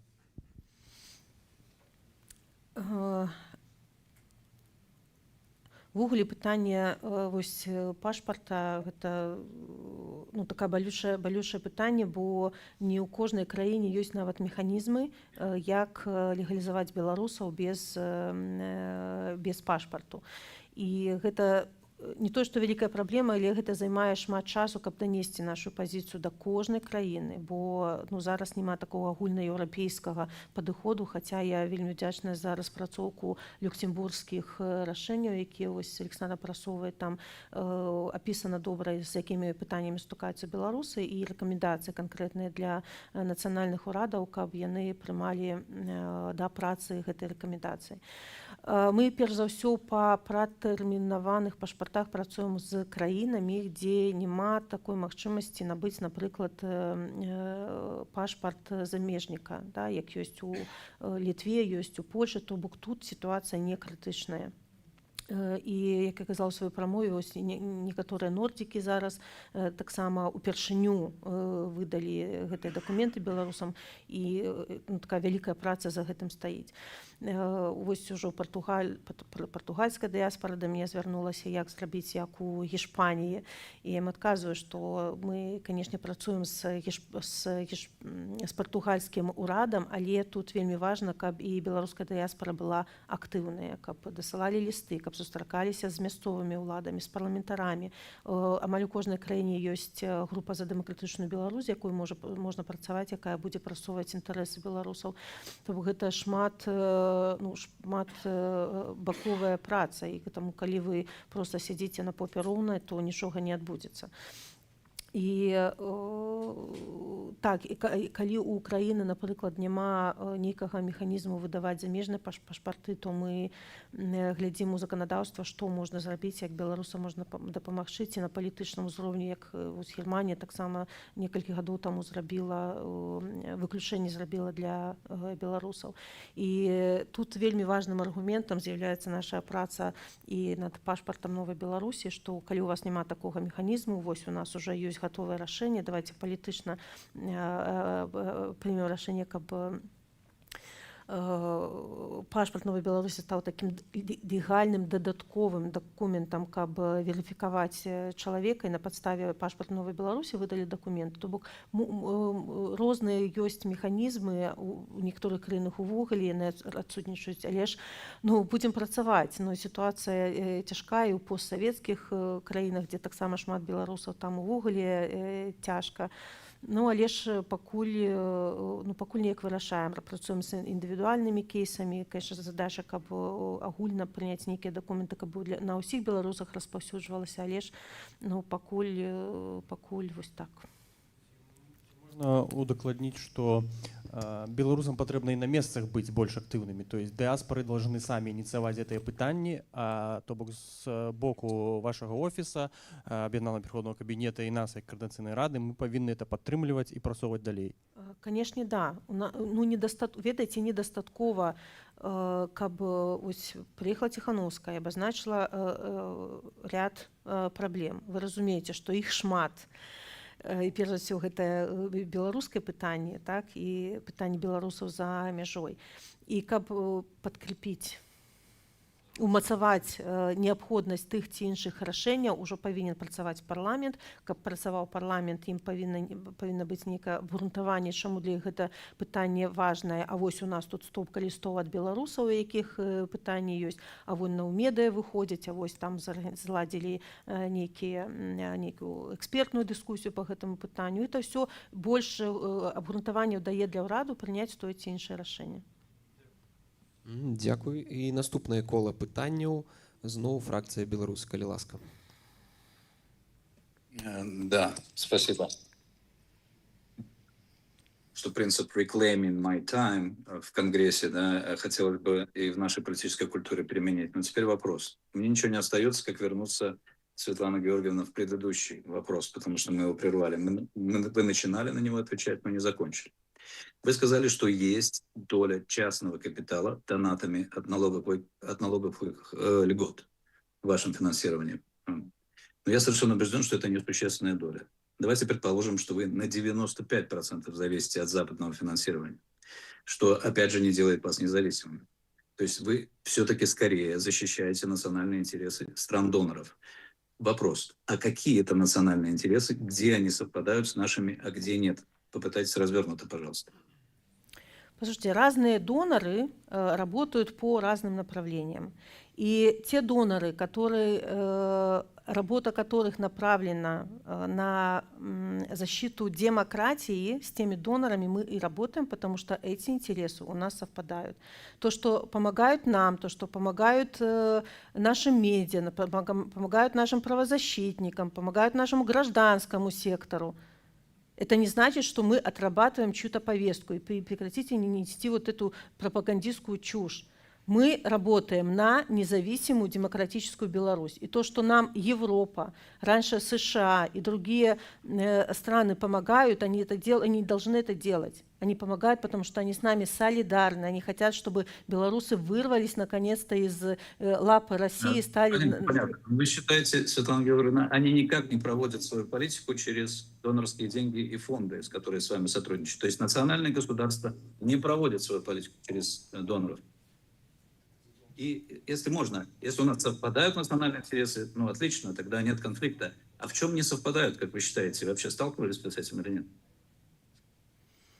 Боже, конкретизируйте свой вопрос, Вадим. Смотрите, 95%. Это вы сказали предположительно. У вас нет таких цифр, пожалуйста, не апеллируйте такими цифрами. 70, 80. Ну, на ваш взгляд.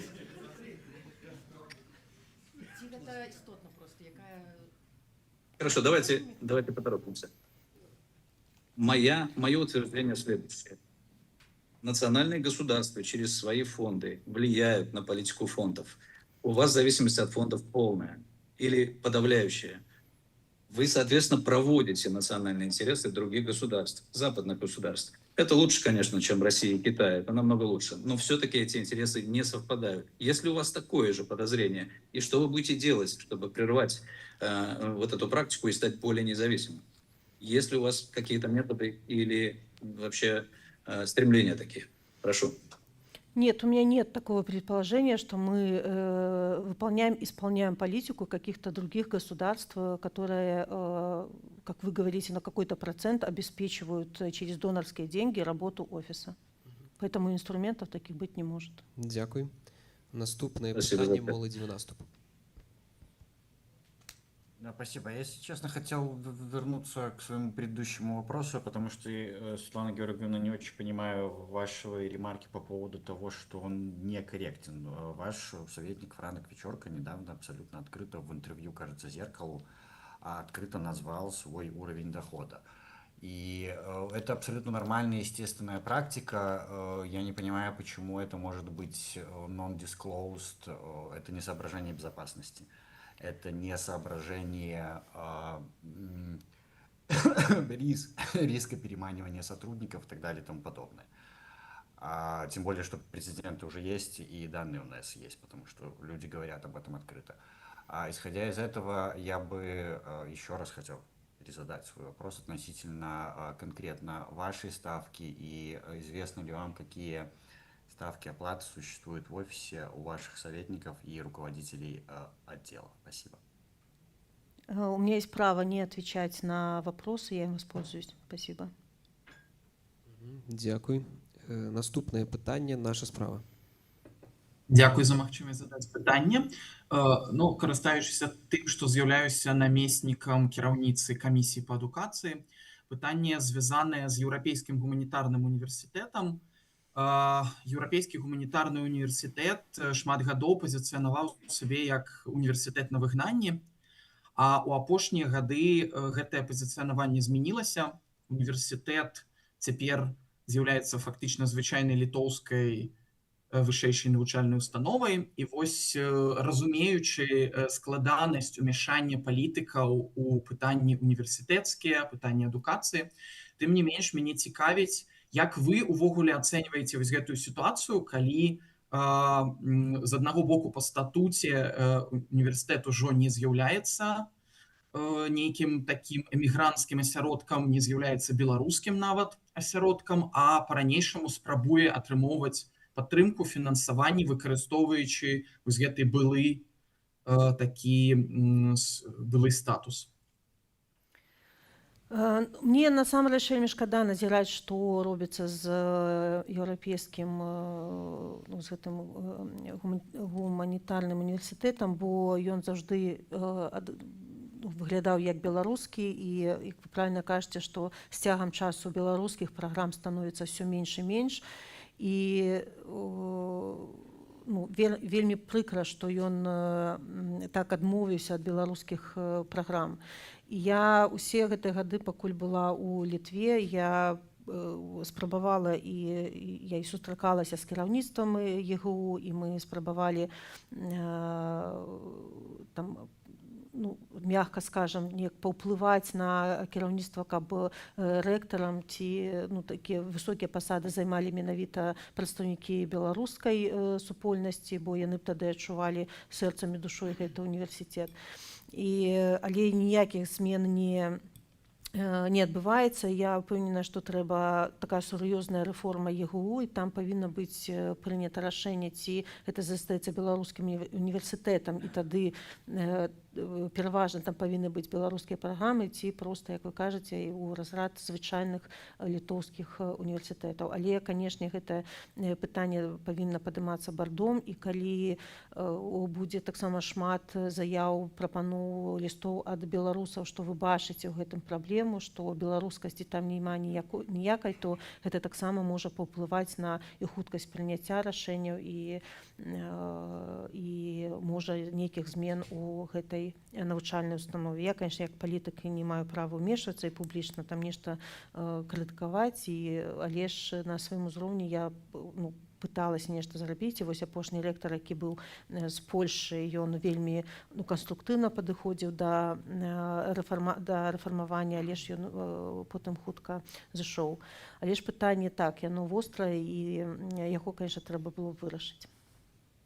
Дзякуй вялікі. У працяг літаральна наконт ініцыятывы беларускай стварэння універсітэта даследчага імя Валовіча. Вось як вы ставіцеся да гэтай ініцыятывы, і што вось у сувязі з тымі праблемамі, якія сёння ёсць у ЕГУ, можаце сказаць у дачыненні да універсітэта Валовіча? Дзякуй.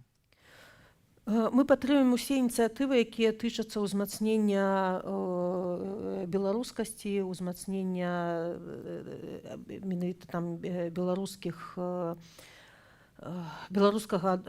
адукацыі, і таму, канешне, працуйце, калі вы бачыце, што такая магчымасць ёсць, і нейкія перашкоды не спыняць гэты праект, то я б падтрымала, канешне, яго. Дзякуй. Дзякуй вялікі. І наступнае пытанне, каманда Латушкі і Рух за свабоду. Ці працуе? Да, працуе мікрафон. Трошки узурпаваў я сёння ролю спікера ад фракцыі, задаю пытанне па тых тэмах, што мы загадзя абмяркоўвалі, але бачу, што ў нас жадаючыя ёсць і сяброў, якія тут прысутнічаюць. Віталь, калі ласка, тады мікрафон толькі трымай. Добрый день все. Слышно меня так? Я бы хотел сразу представиться. Виталий Локотко. Я так само был и доброохотник, и являюсь волонтером той инициативы, которую вот вы сегодня говорили. Это инициатива белорусов в Украине и Сустреча. Во-первых, я хотел бы вас поблагодарить, чтобы вы вспомнили о ней и сказали о ней, потому что пункт незломности — это не только что они делают. Перед этим мы... выбачаюсь. Перед этим так получилось, что мы встречали наших политзневоленных, которые были вывезены в Украину и находились постоянное время пока они были на территории Украины, мы находились при них. Но, к сожалению, позже я вижу информацию довольно искаженную, которая была представлена в СМИ, которая была представлена от наших некоторых белорусов, что там происходило в Украине с нашими политзаключенными. И из этого у меня возникает вопрос. Вы готовы, либо вы хотите слышать альтернативную информацию от белорусской диаспоры Украины? И если да, то как нам это сделать технически? Я вам хочу сказать, что мы очень долго пытались как-то общаться с разными организациями, белорусскими организациями в Украине. Мы организовывали звонки. Представители миссии, которые мы там тоже пытались организовать, тоже хотели с каждым пообщаться. Там тоже есть свои особенности. Не все со всеми дружат. И всех вот как-то объединить и скоординированно работать, к сожалению, пока так не получается. Я очень надеюсь, что мы будем двигаться в верном направлении, потому что такая координация нужна. И я, конечно, бы хотела слышать белорусскую диаспору в Украине. Я очень надеюсь, что у меня получится в визите встретиться со всеми организациями вместе, потому что я вижу, на самом деле, вот такие совместные встречи, они имеют более благоприятный эффект, чем когда ты встречаешься с отдельностями, там кто-то друг на друга жалуется, а когда они вместе, они обычно говорят конструктивно и хотят работать, а не жаловаться друг на друга. Для меня это очень такой положительный признак. Я очень надеюсь, что в подготовке к моему визиту наша команда Утрича свяжется со всеми известными организациями в Украине, ну, в Киеве в частности, смотря как наша программа будет выстроена, и мы сможем встретиться, обсудить, высказать претензии, где нам не хватает супрацы. Я знаю, что вы очень хорошо работаете с представителем по социальной защите с Ольгой Зазулинской. Она, да, у вас там волонтерила. Не очень, да? Ну вот странно, потому что она очень, так, она же в этом центре незломности тоже и волонтерила, и приезжала, и я сама и донатила деньги на тот объем помощи, который который Ольга туда везла. То есть там надо учитывать, конечно, свои особенности каждой диаспоры. Но опять же повторюсь, что очень хотела бы, чтобы было больше координации. Я помню эти наши встречи в Zoom, когда пытались разговаривать конструктивно, и где-то кто-то на кого-то жалуется, то не так, это не так. Надо...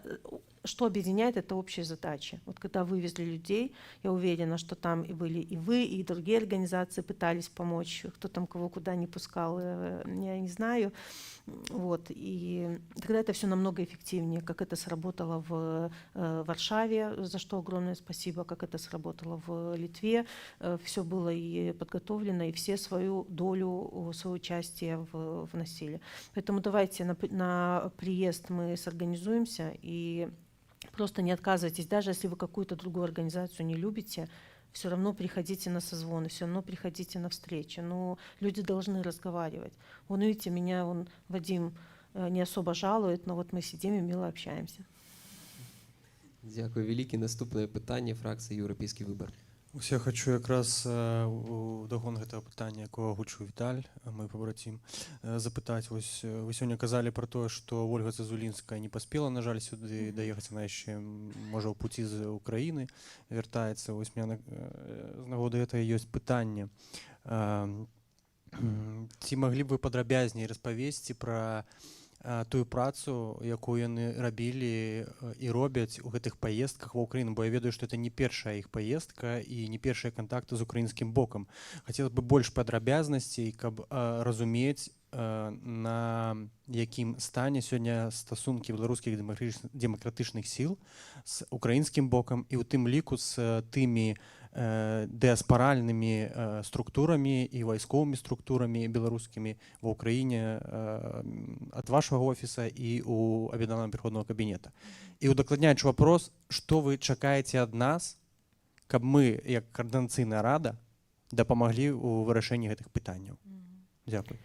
Ну, перш за ўсё, калі вы закранулі Ольгу Зазулінскую, то мы разумеем, што ў яе мандат гэта сацыяльнае пытанне. Ольга сустракаецца з добраахвотнікамі, спрабуючы перш за ўсё сабраць спіс патрэб, якія ёсць, спіс праблемаў, каб мы патэнцыяльна маглі бы дапамагчы вырашыць, ці не маглі быць, сказалі, што не можам. Яна сустракаецца з беларускімі арганізацыямі, таксама каб скаардынаваць працу менавіта па сацыяльнай дапамогі. Забірае інфармацыю, колькі, напрыклад, там дзетак у сацыяльна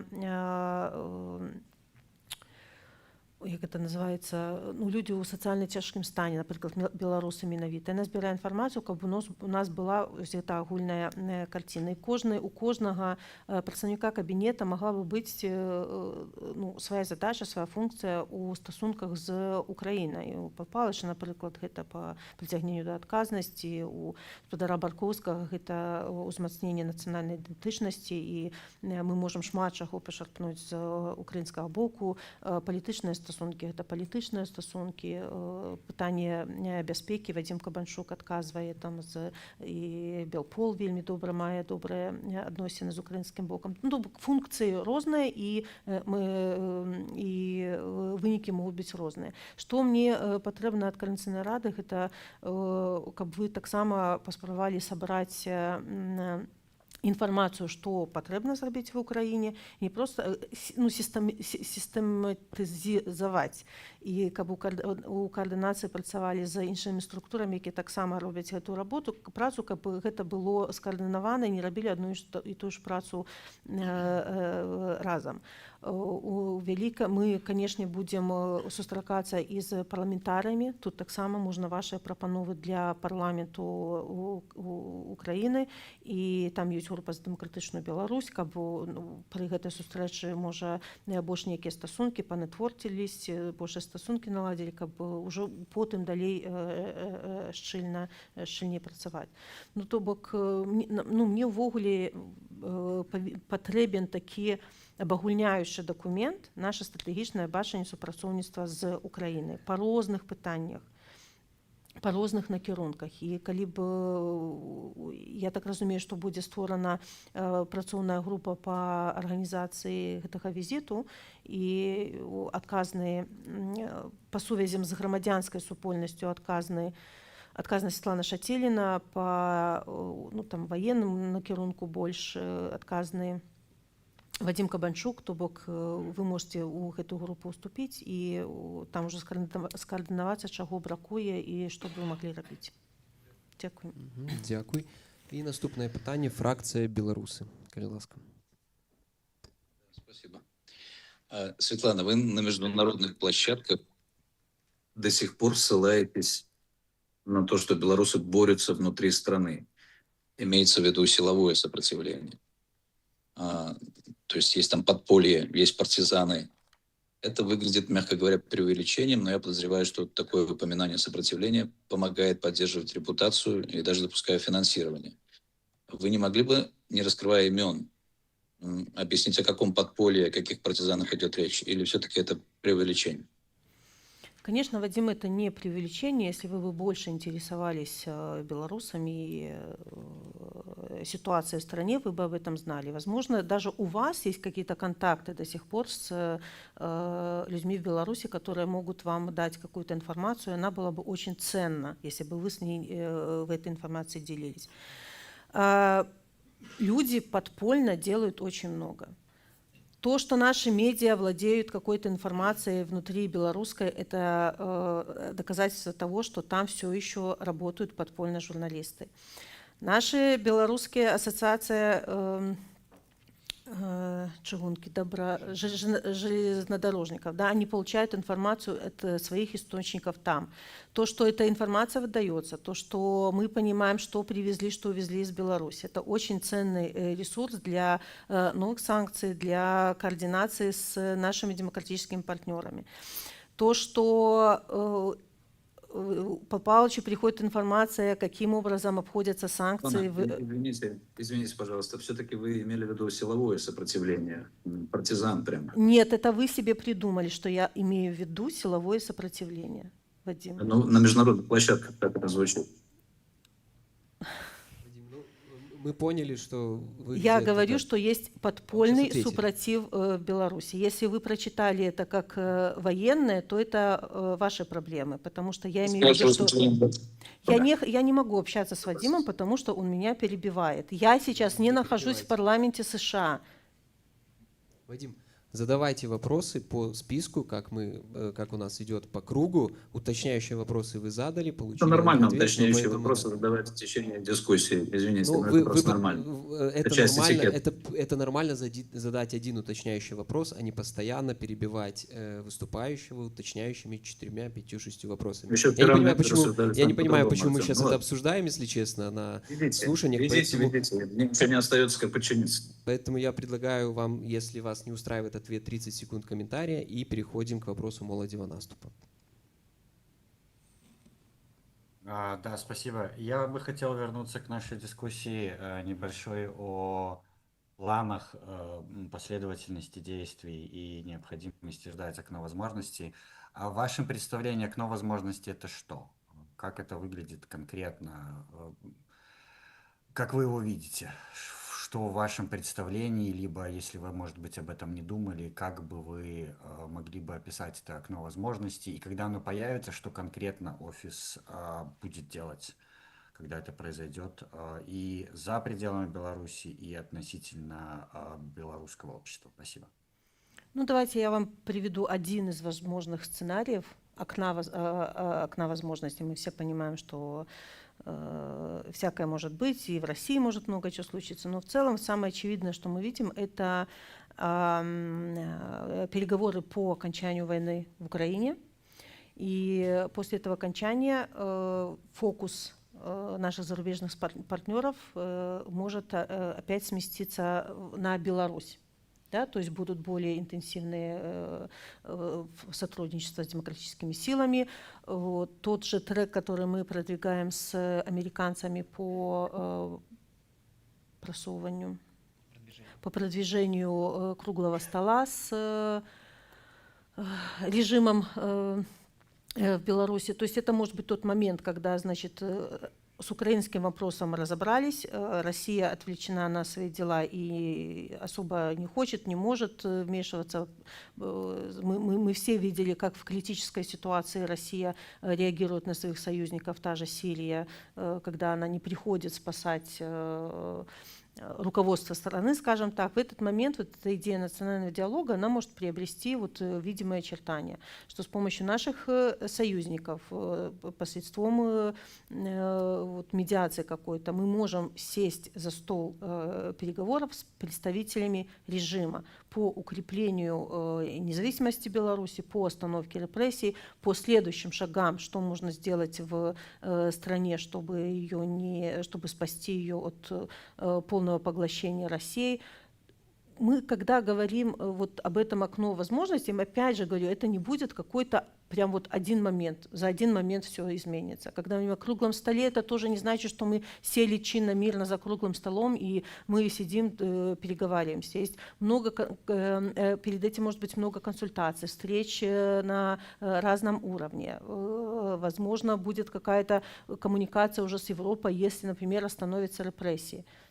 Ну, вот остановятся репрессии, тоже окно возможности поговорить, потому что очевидно, что раз репрессии остановлены, значит режим заинтересован в расширении, в обновлении каких-то связей с Европейским Союзом. То есть, ну вот такое, здесь нет такого, прям, знаете, ответа в два предложения. Возможно, оно звучит немножко абстрактно. Я вам еще раз говорю, не может быть четкого плана вот 1, 2, 3 по Беларуси. Потому что на каждый пункт будет влиять десятки разных событий внутри страны и за рубежом.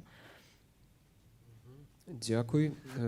Хорошо, можно очень Еще одно уточнять питання его? у протяг, так? Комментарий. Да, конечно. Комментарий. Очень быстро. То есть, если ситуация, допустим, в Украине меняется, появляется вот это условное окно возможностей, а режим отказывается садиться за стол переговоров, что тогда? Режим отказывается садиться за стол за стол переговоров, это значит, что не созданы те условия, при которых режиму больше ничего не остается делать. Значит, не дожали. Значит, наши европейские партнеры должны понимать, что Беларусь продолжает быть плацдармом для возможных следующих нападений на ту же Украину, потому что, не знаю, будут выполняться договоренности или нет, какие будут гарантии даны Украине. Лукашенко является... Тут тоже много зависит, что потом будет с Россией. Будут санкции сниматься, не будет. Если в результате окончания войны в Украине это только укрепит Россию, что, я надеюсь, не произойдет, то мы, конечно, можем забыть и о переговорах, и это зафиксирует статус-кво в Беларуси на многие-многие годы. Опять же, это не значит, что надо опускать руки. Есть, как говорю, биологические причины, которые тоже привнесут изменения в Беларусь, но опять же их не надо ждать. Забудьте вообще это слово. Это надо работать, надо брать ответственность и не забывать, какие мы ставили себе цели и продолжаем ставить. То есть всякое может быть. Может быть так, что все, кажется такая ситуация, что политзаключенные остаются на месте, Россия пригребла Лукашенко, Лукашенко рад служить, сделать мало что можно внутри страны. Но это не значит, что нам надо расходиться. Кто будет представлять белорусов, которые хотят перемен? Или мы что, можем себе вообразить, что вдруг белорусы все будут согласны внутри страны, что, прекрасно, хорошо, мы теперь под Россию, Лукашенко остается там во владе и политзаключенные на месте. Но это все равно будет бурление, это все равно будет супротив. Сколько чиновников общаются подпольно, скажем так, с нашими структурами, докладывают обстановку внутри системы. Там ужас, что происходит. Я понимаю, что сейчас режим кажется монолитным, выстроил эту систему на гвалте, на репрессиях, там где-то какую-то, там порвалась закладочку, наложил. Но как только где-то что-то зашатается, это все рухнет. Система сильная только в пропагандистских роликах. Дякую вялікі. І я прапановваю спыніцца, абвесціць перапынак і наступнае кола пытання ўжо пачаць з фракцыі «Наша справа», бо па графіку у нас скончылася сесія пытанняў і адказаў, другая частка. Я аб'яўляю абедзены перапынак.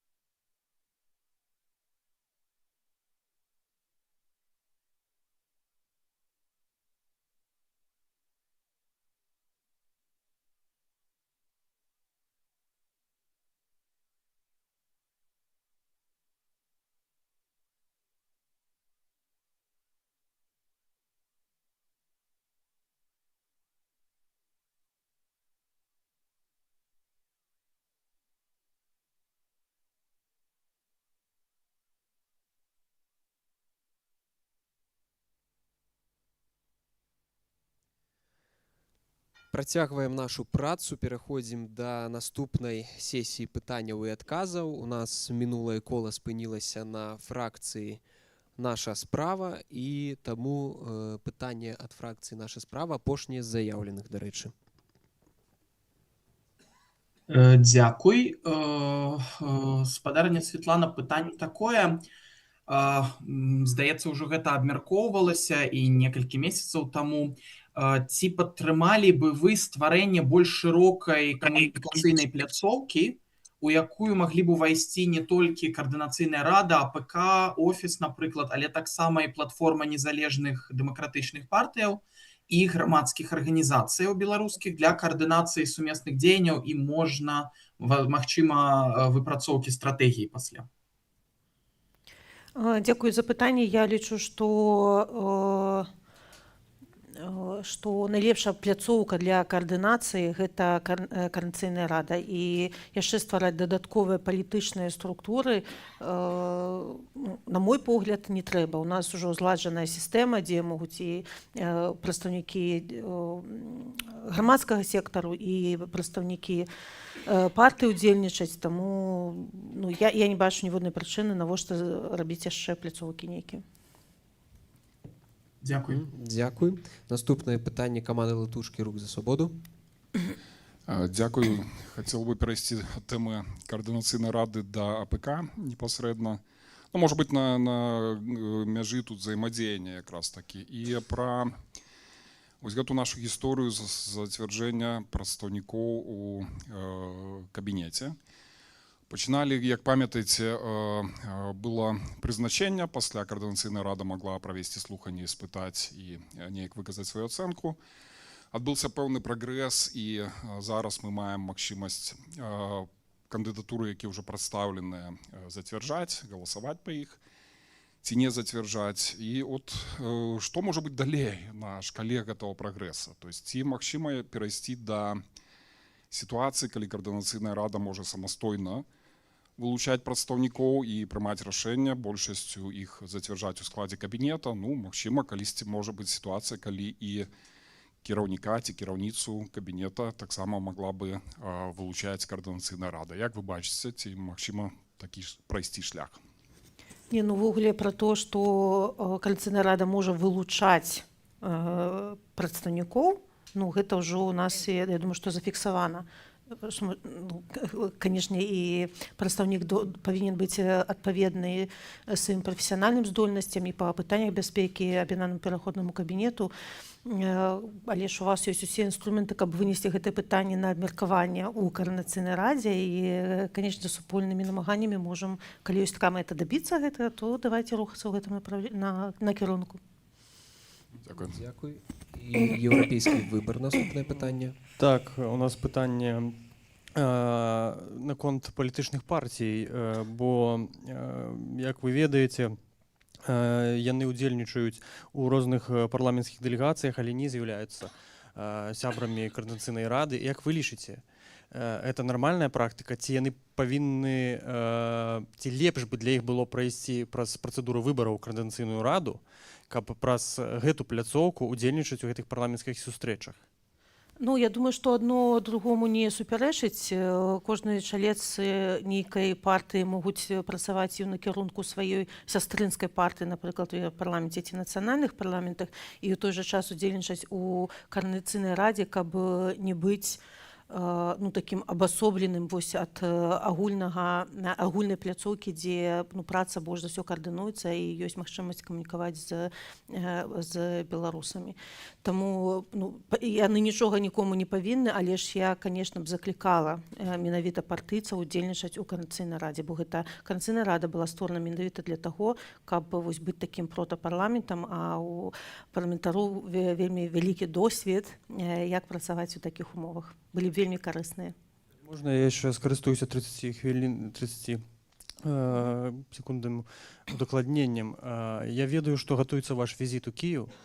Я б вельмі вас прасіў уздымаць пытанне двух беларускіх вайскоўпалонных. Я разумею, што ў той сустрэчы, якая была не вельмі працяглая з Владимиром Александровичем, у вас не было часу вельмі добра абмеркаваць усе пытанні, але я вас вельмі прашу, каб вы гэтыя пытанні ўзнялі і каб яно атрымалось на должным узроўні, бо мы з 22-го года не ведаем аб лёсе гэтых беларускіх сапраўдных герояў. Дзякуй.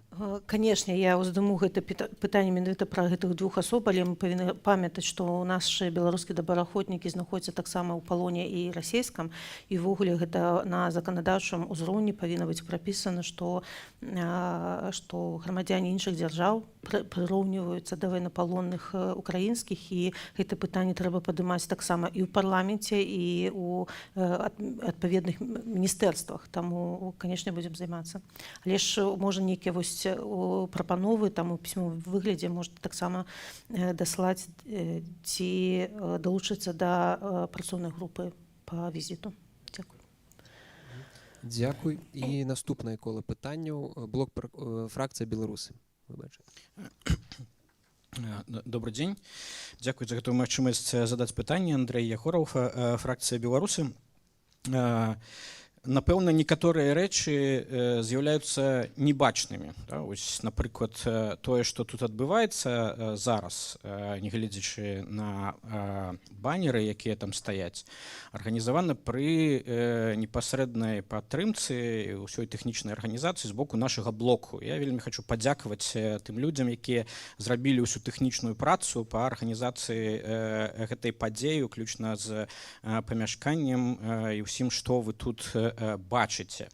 Наша фракцыя ўсяго 30 пытанняў хацела задаць вам, і мы б хацелі задаць іх усе, нягледзячы на тое, што мы 12 пытанняў задалі.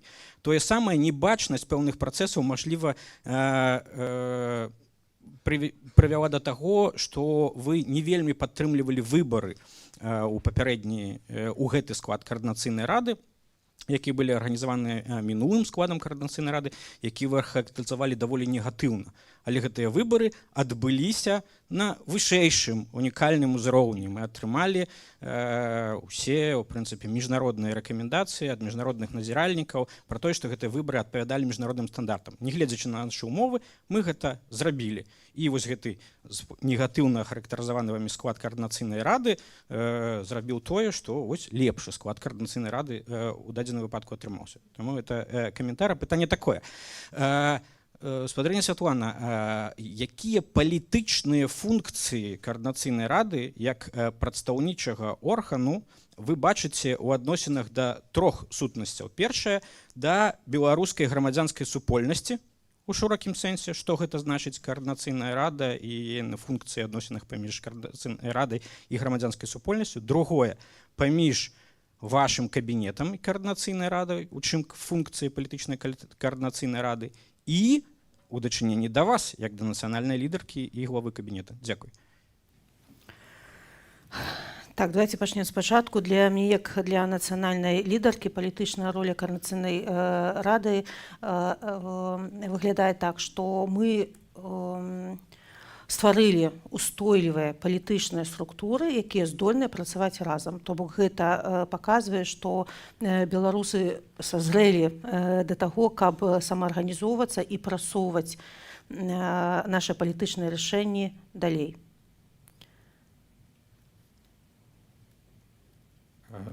Да, я просто хотела, калі адказваю вам, таксама, каб вы не сидзелі ў тэлефоне. Я не сидзеў у тэлефоне, я просто глядзеў, што адбываецца у свеце. А вы працягнеце, таму што... Конечно, я працягну, просто мне таксама непрыемна, што я вам...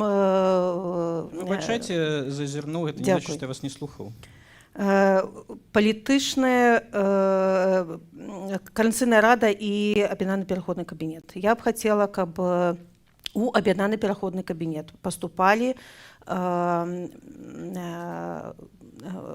прапановы ад каардынацыйнай рады, якія былі сумесна выпрацаваныя фракцыямі, рэзалюцыі для выканання, хаця ў нас вельмі, ведаеце, абмежаваныя магчымасці, але я з радасцю хацела бачыць усе гэтыя дакументы, бачыць, што каардынацыйная рада працуе. Зноў хачу падкрэсліць, што некаторыя чальцы фракцыі і і камітэты працуюць у цеснай сувязі з АПК па розным рэформам, па заканадаўствам, і гэта я вельмі вас за гэта ацаню. Што тычыцца Координацыйнай рады і грамадзянскай супольнасці, ну тут відавочна, што грамадзянская супольнасць, што Координацыйная рада гэта пляцоўка, дзе могуць быць пачутыя прадстаўнікі грамадзянскай супольнасці у вельмі шырокім сэнсе, могуць непасрэдна ўдзельнічаць у Координацыйнай радзе, а могуць праз чальцоў, праз механізмы, якія ў вас ёсць, перадаваць свае пажаданні,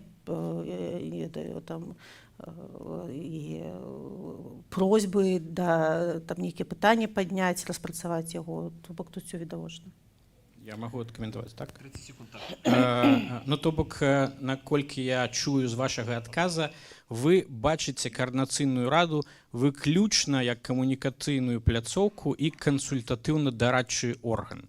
Мне падаецца, для развіцця і нават сённяшняга стану Координацыйнай рады, як для прадстаўнічага органу, гэта недастаткова. Дзякуй. Дзякуй. Наступнае пытанне, моладзевы наступ. Да, спасибо. Я бы хотел на самом деле продолжить вопрос, заданный Андреем, скорее в его духе. То есть в платформе 2025, в которой закреплены принципы взаимодействия ОПК, ОСТ и Координационного совета, указано, что ОПК является подотчетным Координационным советом. Поэтому никакое взаимодействие не может происходить, если мы говорим о подотчетности, если мы имеем ее в виду, без возможности влиять на эти решения, не просто выражая свое мнение, но в том числе их отменять, либо их ветировать. Как вы видите возможный механизм такого ветирования со стороны КС и возможность его принятия в ОПК? Потому что очевидно, что слушаний сейчас недостаточно для того, чтобы орган был подотчетен. Это просто формат ответов на вопросы, как это уже было видно в слушаниях ОПК, которые были в этом году, в прошлом году. Спасибо. Может, кто-то мне переформулировать вопрос, чтобы я его поняла? Я так разумею, што маецца на ўвазе, што Координацыйная рада павінна мець больш паўнамоцтваў пры прыняцці справаздачнасці аб'яднанага пераходнага кабінета і яго прадстаўнікоў. То бок ці там зацвярдзіць, ці не зацвярдзіць, ці ветаваць некаторыя рашэнні пры прызначэнні таго ці іншага. Так, тут пытанне ў тым, што калі мы кажам пра нейкую падсправаздачнасць, то бок есть нейкая вертыкальная сувязь у любым выпадку. І Координацыйная рада, так, мы ведаем пра выпадкі, калі офіс Святланы Ціхановскай, так, ці АПК кіруецца нейкімі рэзалюцыямі Координацыйнай рады, але збольшага гэта заўсёды рэзалюцыі большасці, так, парламенцкай, то бок гэта ўсё яшчэ пэўны погляд на рэчы. Меншасць нічога не ўплывае, але окей, як бы змірыліся. Але колькі агулам разоў было, што АПК, так, прыходзіў зацвердзіць нейкую стратэгію Координацыйную раду, а не як бы наадварот. Таму што калі ідзе вертыкаль, то як бы калі мы можам нешта прыняць, то мы можам і адмяніць, так, ці не даць гэтаму адбыцца. Але да нас так ні разу і не прыходзілі. Таму пытанне, як бы, дзе вы бачыце ролю Координацыйнай рады у гэтым коле, так, у гэтым нашым трыедзіным коле, калі, напрыклад, у наступных выбарах, так, Координацыйная рада не будзе такой ужо спрыязнай офісу, так, калі большасць будзе там іншыя стратэгіі падтрымліваць, а гэтак далей, ці не стане гэта неяк замінаць? Ну, я хочу адзначыць, што, канешне, у нас ёсць рэгламенты, усе гэтыя паперкі, мы ўсе аднаму падсправаздачныя, бо не бывае у той сістэме, якая не дзяржаўная, дзе няма тых інстытутаў, тых механізмаў там нейкай абароны ці наказання нармальна функцыяваць. І таму гэта не значыць, што аб'яднаны пераходны кабінет павінен усё рабіць, а Координацыйная рада толькі прымаць праваздачу. Мы, калі ў сваёй працы, мы спадзяемся на кожнага з вас, на вашу працу таксама. Вы не можете толькі испытваць і казаць, што рабіць Паўпалышу ці Ольге Зазулінскай. Яна павінна ведаць, што калі ёсць нейкая праблема, яна можа звярнуцца да вас, і вы знойдзеце магчымасці, каб ёй дапамагчы з тым, тым і тым. Ну не можа гэта так працаваць. І давайте не будзем казаць, што АПК усім абавязаны, а Координаційная рада толькі рэзалюцыі выдаюць. Не, спадарства. У нас ва ўсіх ёсць адказнасць перад беларусамі і перад Беларусю. Я разумею, што у вас ёсць нейкі там унутраны канфлікт у Координаційнай радзе. Большасць, меншасць, зараз большасць, кажаце, больш прыязні для мяне ставіцца. Калі будзе такой расклад сілаў, хаця ўвогуле не разумею, чаму мы вось так вось супраць адзін аднаго, не разумею. Але ж калі будзе большасць непрыязная, як вы кажаце, не ведаю, асабіста да мяне ці да АПК, то ўсё роўна вы будзеце рабіць нейкую працу, вы будзеце рабіць працу для Беларусі. Я так разумею, што вы маеце на ўвазе нейкую рэзалюцыю, прымеце ці прыме гэтую рэзалюцыю ў працу аб'яднаны пераходны кабінет? Ну, канешне, прыме. А вы чаму не прыходзіце да нас, каб спраўдзіць ваши стратэгіі? Узгадніць маецца на ўвазе. Гэта такой дзецкі садок, вы да нас не прыходзіце, а мы да вас не прыходзім. Калі ёсць патрэба, я некалькі разоў казала, давайте мы зробім, калі я спрабую сустрэцца з фракцыямі, не заўжды я атрымліваю адказ. У тых няма часу, тыя не хочуць. Вось гэтае слуханне, гэта форма, як вы кажаце, справаздачнасці. Можна ўсё, што загодна, я заўжды гатовая з вамі паразмаўляць. Год таму я попросила, калі ласка, знайдзіце мне кандыдата на пасаду прадстаўніка па нацыянальнай бяспекі. Ніводнага, ніхто. У вас так шмат цудоўных людзей, так шмат прэтэнзіяў, што вось Ціхановская набірае, не ўзгадняючы. Я ж, калі ласка, прапаноўвайце. У нас шмат дзейнасці, якой можна займацца. Я магу так сказаць, чаму вы да мяне не прыходзіце, а вы чаму вы да мяне не прыходзіце? І вось моя каманда і каманда ПК таксама кажуць, што звяртаюцца да Координаційнай рады, але ж потым трэба месяцамі некага адказу чакаць, ці ўзгаднення, ці яшчэ што.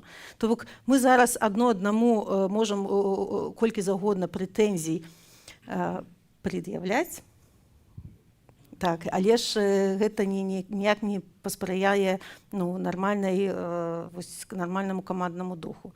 Таму Адзінае, што я зазначыў у якасці каментара, што ўсё ж такі Координаційная рада па выніках слуханняў АПК галасуе за таго ці іншага прадстаўніка за заключэнне. Калі яна не падтрымае, гэта своеабразны ўплыў на тое, як гэты чалавек працуе. То бок на кадравыя рашэнні, так ці інакш, Координаційная рада ўплывае. Яна не прызначае, не здымае, але ўплывае. Як гэта, напрыклад, было ў кейсе Азарова.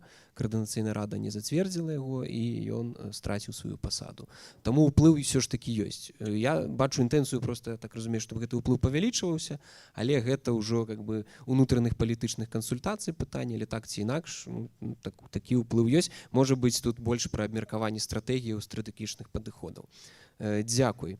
І у нас мы по следам комментарий. Так, 30 секунд, так, калі ласка.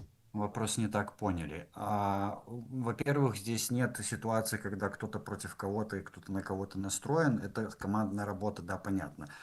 Но если УПК приходит к Координационному совету с просьбой, что... Гук пропал. Гук пропал, вас не слышно. Или предлагает чем-то помочь. КС считает вопиюще неверным, а у КС должна быть возможность для того, чтобы повлиять на то, что это решение, которое является, по мнению КС, вопиюще неверным или неправильным, не было принято. Потому что если этого механизма нет, КС является исключительно обслуживающим органом. И ни о каком взаимодействии, подотчетности речь не идет. Давайте работать, окей, но у нас должна быть возможность влиять на эти решения. Тогда это будет сотрудничество. Спасибо. Дякую. І у нас... Ви ж регламент супраці приймали при вас, так? Регламент супраці ОПК? Так, при гэтым складзе, так, у РГ, вось гэты фармат супрацы у РГ, пратакол узаемадзеяння ўжо гэтым складам прымалася. То бок там недастаткова механізмаў уплыву, так? Ну, так, я так разумею, што там некаторыя фракцыі лічаць, што недастаткова. Магчыма, так. Вось. Наступнае пытанне. У нас ужо падыходзіць к канцу зафіксаваная колькасць пытанняў, якое было азначана як 60 пытанняў. І наступнае пытанне, фракцыя «Наша справа».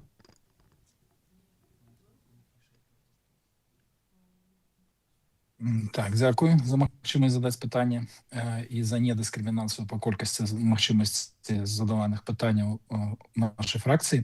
Светлана, вось у нас такое да вас пытанне. Ці лічыце вы расійскую гібридную агрэсію супраць Беларусі сёння галоўнай экзістэнцыйнай пагрозай існавання беларускай нацыі?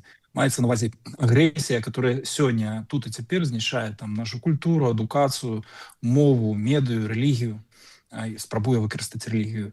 Калі адкажыце просто так ці не. Калі так, то назовіце вось 3 канкрэтныя дзеянні вашага офіса за апошнія 12 месяцаў, которые былі б накіраваны на супрадзеянне гэтай расійскай гібриднай агрэсіі, которая вядзецца ўнутры Беларусі. Дзякую за адказ. Конечно, адказ так. Я лічу, што гэта магчымасць Расіі ўплываць у Беларусі не толькі на ваенную сферу, але і на медыа, і на адукацыю, і на нацыянальную ідэнтычнасць, яна вельмі дастаткова крытычная. І, канешне, гэта мы не можам супрастаяць усяму у Беларусі, але ж, напрыклад, тое, што альтэрнатыўныя медыа працуюць і працуюць на беларусаў унутры краіны, гэта супрадзенне гэтай расійскай гібриднай атакі ў сферы медыа. Я вельмі ўдзячная нашым беларускім медыа, асабліва тым, якія транслююць на беларускай мове. Я хочу сказаць, я ўпэўнена, што вы ўсе ведаеце гэтыя лічбы, што да 70% усіх патрабіцелей, усіх гледачоў нашых беларускіх медыа, яны знаходзяцца ўнутры Беларусі. Далей, значыць, што тычыцца беларускай культуры, якая таксама знішчаецца і гісторыя перапісваецца. Я таксама хочу падзякаваць тым беларусам, якія працуюць у гэтым накірунку, якія захоўваюць гісторыю, тлумачаць яе такім вельмі простым, даступным языком беларусам унутры краіны.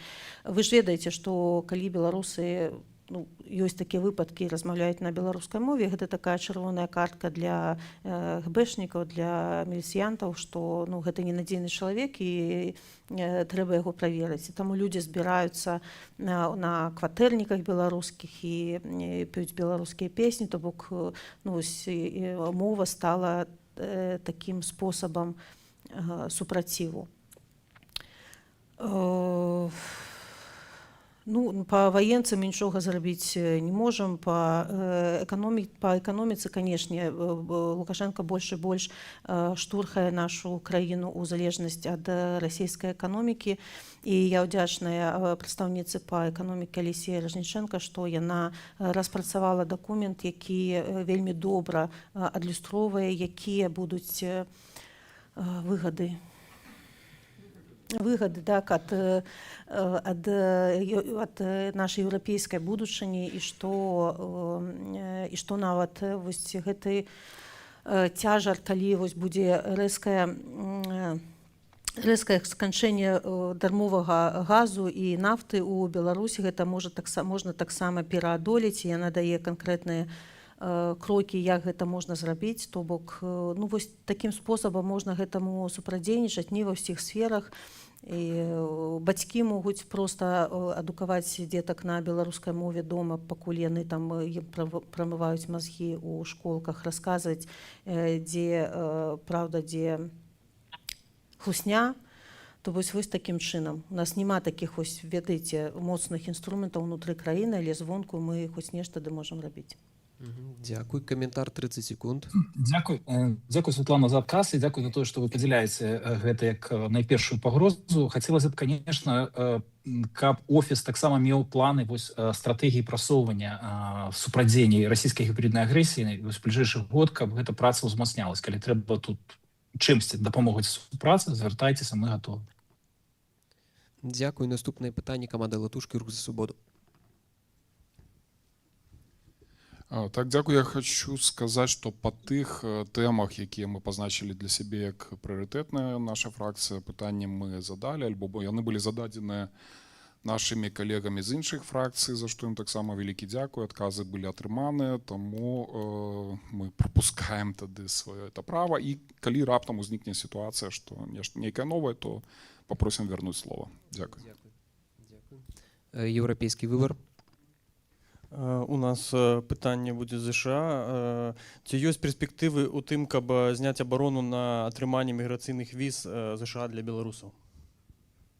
Так, вы ведаеце, што гэта не канчаткова прынятае рашэнне, гэта выдача віз, яна проста прыпынілася, і мы разумеем, што мы закладнікі ўнутранай палітыкі ЗША. Мы гэтае пытанне падымаем і з амбасадамі ЗША ў Польшы і Літве, дзе толькі не сустракаемся.